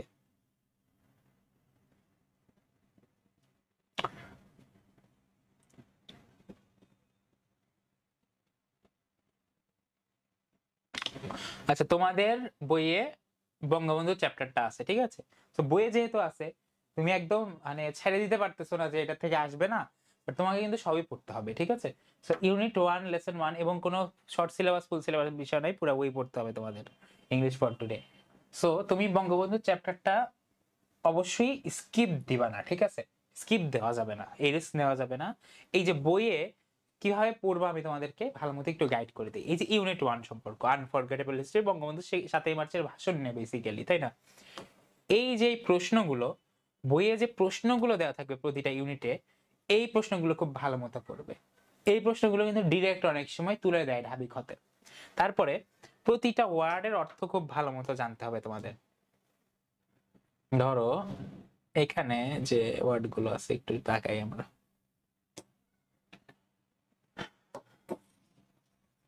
দেখো, ধরো তোমাকে দিল যে ফর এক্সাম্পল ধরো ইন্ডিপেন্ডেন্স, আমরা তো জানি ইন্ডিপেন্ডেন্স মানে কি, তাই না। তারপর নেলসন ম্যান্ডেলার একটা চ্যাপ্টার আছে, ওইখানে কিছু কিছু কঠিন কঠিন ওয়ার্ড আছে। হিস্ট্রিক, হিস্ট্রিক শব্দটার অর্থ কি আমরা জানি যে ঐতিহাসিক, ঠিক আছে, ঐতিহাসিক। এই যে এইরকম ওয়ার্ড মিনিং প্লাস তোমার কিন্তু ওয়ার্ড মিনিং ডিরেক্ট না আসলেও তোমাকে কিন্তু মেকিং সেন্টেন্স দিতে পারে, ঠিক আছে, সেন্টেন্স মেকিং দিয়ে দিতে পারে। তোমার প্রতিটা টেক্সটের অর্থ জানতে হবে, খুব ভালো মতো জানতে হবে। তারপরে ধরো প্রশ্ন জানবা, অর্থ জানবা। এখান থেকে যদি প্রশ্ন আসার চান্স সত্যিকারের অর্থে কম, এই যে এই টাইপ কিছু কোয়েশ্চেন দেওয়া থাকে, কিছু অ্যানালিটিক্যাল কোয়েশ্চেন দেওয়া থাকে, এই কোয়েশ্চেন গুলো নিজে ক্রিয়েটিভলি সলভ করার চেষ্টা করবা, ঠিক আছে। এবং তোমাকে কি করতে হবে, প্রতিটা ওয়ার্ডেরই মিনিং কিন্তু জানতে হবে। তোমাদের টেক্সট বই, গাইড বই বা রিটেন বুক যাই থাক না কেন, এটা দেখে কিন্তু তুমি করতে পারবা সহজেই, ঠিক আছে। সো দেখো, সো কি বইয়ের প্রশ্নগুলো যে answer to the following question যেগুলো আছে ইউনিটে, এইগুলো অবশ্যই সলভ করতে হবে। দেন বইয়ের প্রতিটা ওয়ার্ডের ভোকাবুলারির অর্থ, সিনোনিম, অ্যান্টোনিম জেনে রাখা খুব সেফ, ঠিক আছে। সিনোনিম অ্যান্টোনিম কিভাবে পড়বা এটাও কিন্তু আমি বলে দিয়েছি তোমাদের প্রতিটা ইংলিশ ক্লাসের পর। তোমাদের একটা ড্রাইভ লিঙ্ক দিয়েও দিয়েছি, এবং প্রতিটা ইংলিশ ক্লাসের পর ডে ওয়াইজ আমি কিন্তু দিয়ে দেই। ডে 2 পর্যন্ত দেওয়া ছিল ভোকাবুলারির, ঠিক আছে, সকল ভোকাবুলারি আছে ওইখানে। ডে 3 আজকে দিয়ে দিব ক্লাসের পরেই। তো ওইগুলো কিন্তু ভালো মতো পড়বা। দেখো এই স্পিচের মাধ্যমে মোটামুটি আমাদের হিস্ট্রিক্যাল একটা ব্যাপার আমরা মানে প্রকাশ পায়, যদিও পুরাটাই হলো স্পিচটা নিয়ে, ঠিক আছে, মানে ওই স্পিচটাই তোমাদেরকে তুলে দেওয়া আছে। সো তবু এইটা জাস্ট এই ইউনিটটা জাস্ট পড়বা, এই লেসনটা পড়বা জাস্ট রিস্ক না নেওয়ার জন্য, ঠিক আছে। এখান থেকে প্রশ্ন আসার চান্স কম, সত্যি কথা, বাট এইটা হাইলি ইম্পর্টেন্ট একটা ইউনিট, ঠিক আছে। নেলসন ম্যান্ডেলার যে ফ্রম অ্যাপার্থিড ফাইটার টু প্রেসিডেন্ট, অ্যাপার্থিড মানে কি বলতো? অ্যাপার্থিড মানে হলো বৈষম্য, বর্ণ বৈষম্য, ঠিক আছে। তারপরে দেখো রয়টার্স থেকে, মানে রয়টার্স একটা নিউজ পোর্টাল, ওখান থেকে একটা প্রকাশনী থেকে একটা আর্টিকেল তোমাদের তুলে দিয়েছিল, Nelson Mandela guided south Africa. আচ্ছা, শ্যাকেলস, শ্যাকেল শব্দটার অর্থ জানো? শ্যাকেল শব্দটার অর্থ হলো হ্যাঁ শিকল বা ওই টাইপ, ঠিক আছে। তারপরে দেখো অ্যাপার্থিড শব্দের অর্থ আমি বললাম যে বৈষম্য, বর্ণ বৈষম্য। তারপরে রিকনসিলিয়েশন মানে কি জানো? বলো তো রিকনসিলিয়েশন মানে কি?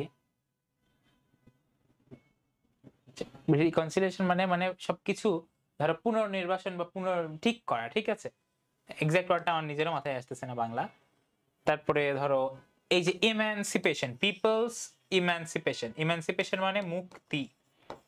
এই যে এরকম যে ইম্পর্টেন্ট ইম্পর্টেন্ট ওয়ার্ড গুলো আছে, সবগুলো ওয়ার্ড তোমার জানতে হবে, কারণ মেকিং সেন্টেন্স যে আসে ডিউতে, ঠিক আছে, ধরো সেন্টেন্স বানাইতে দিবে ম্যাক্সিমাম, ঠিক আছে, 99% মেকিং সেন্টেন্স আসে টেক্সট বুক থেকে আপনার। তো বুঝতেছেন যে টেক্সট বুক পড়ার গুরুত্ব, মানে এটার ডিউ এর ক্ষেত্রে পার্টিকুলারলি টেক্সট বুকটাই মেইন তোমার, ঠিক আছে। ওকে, তারপরে আচ্ছা ধরো এইগুলো তুমি পড়ে নিতে পারবা, কারণ এইচএসসি তে তুমি পড়ছো বিশেষ করে, এই কোশ্চেন গুলো সলভ করবা, ঠিক আছে। দেখো এখানে কিছু ওয়ার্ড মিনিং নিয়ে আছে, ভোকাবুলারি। দা ওয়ার্ড হিলিং মানে কি বলতো? হিলিং মানে কোনো কিছু রিভাইভ করা, ঠিক আছে, কোনো কিছু থেকে ধরো কোনো রোগ থেকে মুক্তি লাভ, এরকম বোঝায়। তারপর ম্যানিফেস্টেশন মানে তো বুঝতেছো, ম্যানিফেস্টেশন মানে একটা সাইন, ঠিক আছে। তারপর শ্যাকেলস রেফার টু রিস্ট্রেন্টস, রিস্ট্রেন্টস মানে এই সিনোনিম গুলো পাচ্ছো, এগুলো কিন্তু গুরুত্বপূর্ণ। আচ্ছা আর কি কি পড়তে হবে? যদিও এই ইউনিটে তোমার কিন্তু সেরকম পোয়েম নাই, পোয়েম থাকলে তোমার কিন্তু থিম রাইটিং পড়তে হবে বা এক্সপ্লেনেশনটা পড়তে হবে। আর আরেকটা বিষয়, প্রতিটা লেসনের তুমি সামারি রাইটিং প্র্যাকটিস করবা। সামারি কিভাবে লিখতে হয় এখন বলতে পারো? সামারি হবে তোমার প্যাসেজের 1/3, ঠিক আছে। এই যে প্যাসেজগুলো পড়তেছো তুমি তোমার বইয়ে, এগুলোর 1/3 হবে, মানে এগুলো যদি 10 লাইন হয়, তোমার সামারি হবে কত? 3, 3.5, 4 লাইন এরকম, ঠিক আছে। আর আরেকটা বিষয়, সামারির মধ্যে যত কম কথায়, যত স্ট্যান্ডার্ড ইংলিশ ভাষায় তুমি মেইন কথাটা প্রকাশ করতে হবে, ঠিক আছে। তুমি জাস্ট নেলসন ম্যান্ডেলার জন্ম মৃত্যু লিখে দিলা, সামারি হয়ে যাবে না কিন্তু। তার জীবনের মেইন সংগ্রামটা সম্পর্কে তোমাকে লিখতে হবে। তুমি যদি 2 লাইন লিখতে হয়, 2 লাইনের মধ্যেও তোমাকে লিখতে হবে ওই সংগ্রামের কথা, তার জীবনের আসল ঘটনা, মেইন মেসেজটা, প্যাসেজের, ঠিক আছে। তো একটা গল্প পড়ে বা প্যাসেজ পড়ে মেইন মেসেজটা ধরতে পারা কিন্তু অনেক গুরুত্বপূর্ণ।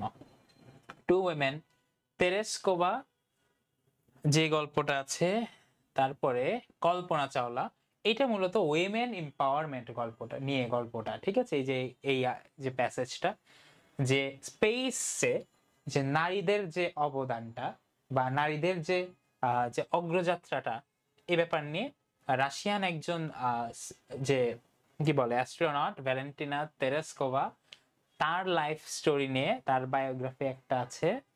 আর এদিকে কল্পনা চাওলার আছে, ইন্ডিয়ান একজন স্পেস যে কি বলে অ্যাস্ট্রোনট, ঠিক আছে, অ্যারোনটিক্যাল ইঞ্জিনিয়ারিং পড়ে পরে কিন্তু উনি ইউনাইটেড স্টেটস চলে গিয়েছিল। সো এই যে উইমেন, এই যে আমি তোমাকে কি বললাম যে তুমি কিন্তু ওদের জীবন নিয়ে লিখে দিলা সামারি, এটা না, মেইনলি তোমাকে বুঝতে হবে যে এই দুইটা তোমাকে প্যাসেজ তোমাকে কেন পড়াচ্ছে, উইমেন এম্পাওয়ারমেন্ট সম্পর্কে জানানোর জন্য, তাই না? সো এই ব্যাপারটাই তোমার ইম্পর্টেন্ট। তোমাকে কিন্তু সামারিতে ওই ব্যাপারটা সম্পর্কেই বলতে হবে যে তারা কিভাবে অবদান রাখছে, এবং লাস্টলি উইমেন এম্পাওয়ারমেন্ট সম্পর্কে তোমাকে লিখতে হবে, একটু 1 লাইন হইলেও লিখতে হবে, ঠিক আছে, যে উইমেনদের অবদান। এই দেখো এরকম কিছু ওয়ার্ড আলাদা আলাদা করে দেওয়া আছে, যে what do the following words mean, এরকম কথা লেখা আছে, মানে এগুলোর মানে কি। সো এইগুলো কিন্তু হাইয়েস্ট গুরুত্বপূর্ণ যে তোমার অ্যাডমিশনের জন্য, ঠিক আছে। এই ওয়ার্ড গুলোই দেখবে তোমাকে সেন্টেন্স মেক করতে দিছে পরে, মানে খুব সিম্পল। সো বইয়ে আছে এমন কোন ওয়ার্ড অর্থ জানো না, এমন অবস্থায় যেন ঢাবি খ পরীক্ষা দিতে তুমি না বসো, অবশ্যই, ঠিক আছে। মোটামুটি তুমি বইয়ের এই সবগুলো যদি এভাবে পড়ো তাহলে আর কোনো সমস্যা নাই। ইউনিট 1 এর পড়াটা বুঝিয়ে দিলাম, তোমরা নিজেরা মোটামুটি পড়াটা এগিয়ে রাখবা। আর আজকে আমরা ভার্বের ক্লাসিফিকেশন পড়লাম, আর একটু বাকি আছে ক্লাসিফিকেশন, আর রাইট ফর্ম অফ ভার্ব কিন্তু অনেক ডিটেইলস পড়ছি, ঠিক আছে। তো এরপরে আমরা মনে হয় একটা এক্সাম দেওয়ার মতো অবস্থায় আছি, আর ভোকাবুলারির যে ডে 3 পোর্শনটা আছে আমি ওইটাও তোমাদের দিয়ে দিব, ওকে। আর তাহলে আজকের ক্লাসের মোটামুটি টপিক শেষ। আর রিটেন প্র্যাকটিস করতে থাকো, ঠিক আছে। এই যে তোমাদের একটা কাজ হবে, নিজে নিজে কাজ করো, সেটা হইলো তোমরা যে এই তিনটা লেসন আছে ইউনিট 1 এ, তুমি এগুলোর সামারি লিখে ফেলো। তুমি এগুলো পড়ে সবগুলো ওয়ার্ডের অর্থ জেনে তুমি এগুলোর সামারি লেখো নিজে নিজে। সো এই জিনিসগুলো পরবর্তীতে কাজ দিবে, কারণ রিটেনের 40 মার্ক কিন্তু হিউজ একটা মার্ক, ঠিক আছে। এই যে রিটেনের যে 40 মার্ক তুমি পাও, 60 মার্ক সিকিউ কিন্তু মোটামুটি ভালো লিখলে সবাই ভালো পায়, বাট এই 40 মার্কে কেউ 21 পায়, আবার কেউ 36 পায়, ঠিক আছে। এই মার্ক কভার দেওয়া যায় না এমসিকিউ ভালো করে, সো এটা মনে রাখবা। আর আজকে ক্লাস মোটামুটি শেষ করে দিই তাহলে। এই এফটিটা পড়লাম, ভার্ব পড়লাম, রাইট ফর্ম অফ ভার্ব পড়লাম। পরবর্তী ক্লাস কবে ইংরেজিটা জানিয়ে দেবো। পরশুদিন হয়তো তুমি আরেকটা জিকে ক্লাস করবে, তারপরে বাংলা করবে, তারপর আরেকটা ইংলিশ ক্লাস, ঠিক আছে। আশা করি তোমরা বুঝতে পেরেছো আজকের ক্লাসটা। কোনো কিছু না বুঝলে গ্রুপে জানাইও, হ্যাঁ। হ্যাঁ হ্যাঁ বলো, জি বলো।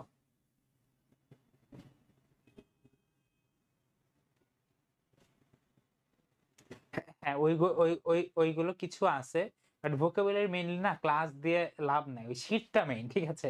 মানে ক্লাস তো তুমি পাবাই।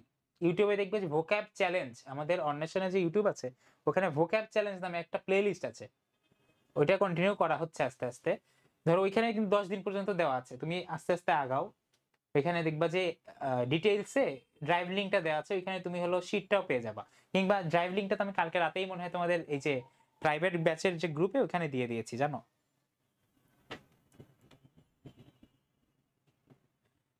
আচ্ছা ওখান থেকে দিয়েছো। আচ্ছা নেক্সট গুলোও কিন্তু আমরা কন্টিনিউয়াসলি করে দিব, ঠিক আছে। মানে 10 ডের পরে যে সবগুলো শেষ করে দিচ্ছি, সমস্যা নেই, আস্তে আস্তে পেয়ে যাবা। আর আস্তে আস্তে এখন রেগুলারলি একদম করতে থাকো, ওকে আশা করি কোনো প্রবলেম হবে না, ঠিক আছে। এছাড়া আর কোনো কোশ্চেন? সাধারণ জ্ঞানের তো একটাই ক্লাস হয়েছে, এটা হ্যাঁ সাধারণ জ্ঞানের একটাই ক্লাস হয়েছে, আর বাংলার একটা হয়েছে, তাই না? এরকম নিতে চলতেছি আমরা। ইংলিশে সর্বোচ্চ ক্লাস হয়েছে, কারণ ইংলিশটা নিয়ে তোমরা বেশি প্যারা খাও। ইংলিশ, তারপরে সাধারণ জ্ঞান, তারপরে অনেকে বাংলা নিয়ে খায় যাদের গ্রামার অংশে। আসলে এক একজনের প্যারাটা এক এক জায়গায়, ঠিক আছে। আজকের ক্লাসটা অনেকক্ষণ হয়ে গেল। ক্লাসের রেকর্ডটা 9টার মধ্যে দেওয়ার চেষ্টা করতেছি, যত তাড়াতাড়ি শেষ করবো ক্লাসের রেকর্ডটাও দিয়ে দিব, অনেকে ওয়েট করছে। তাহলে আজকের ক্লাসটা শেষ করি, ঠিক আছে। দেখা হবে পরবর্তী ইংলিশ ক্লাসে, ভালো থাকো সবাই।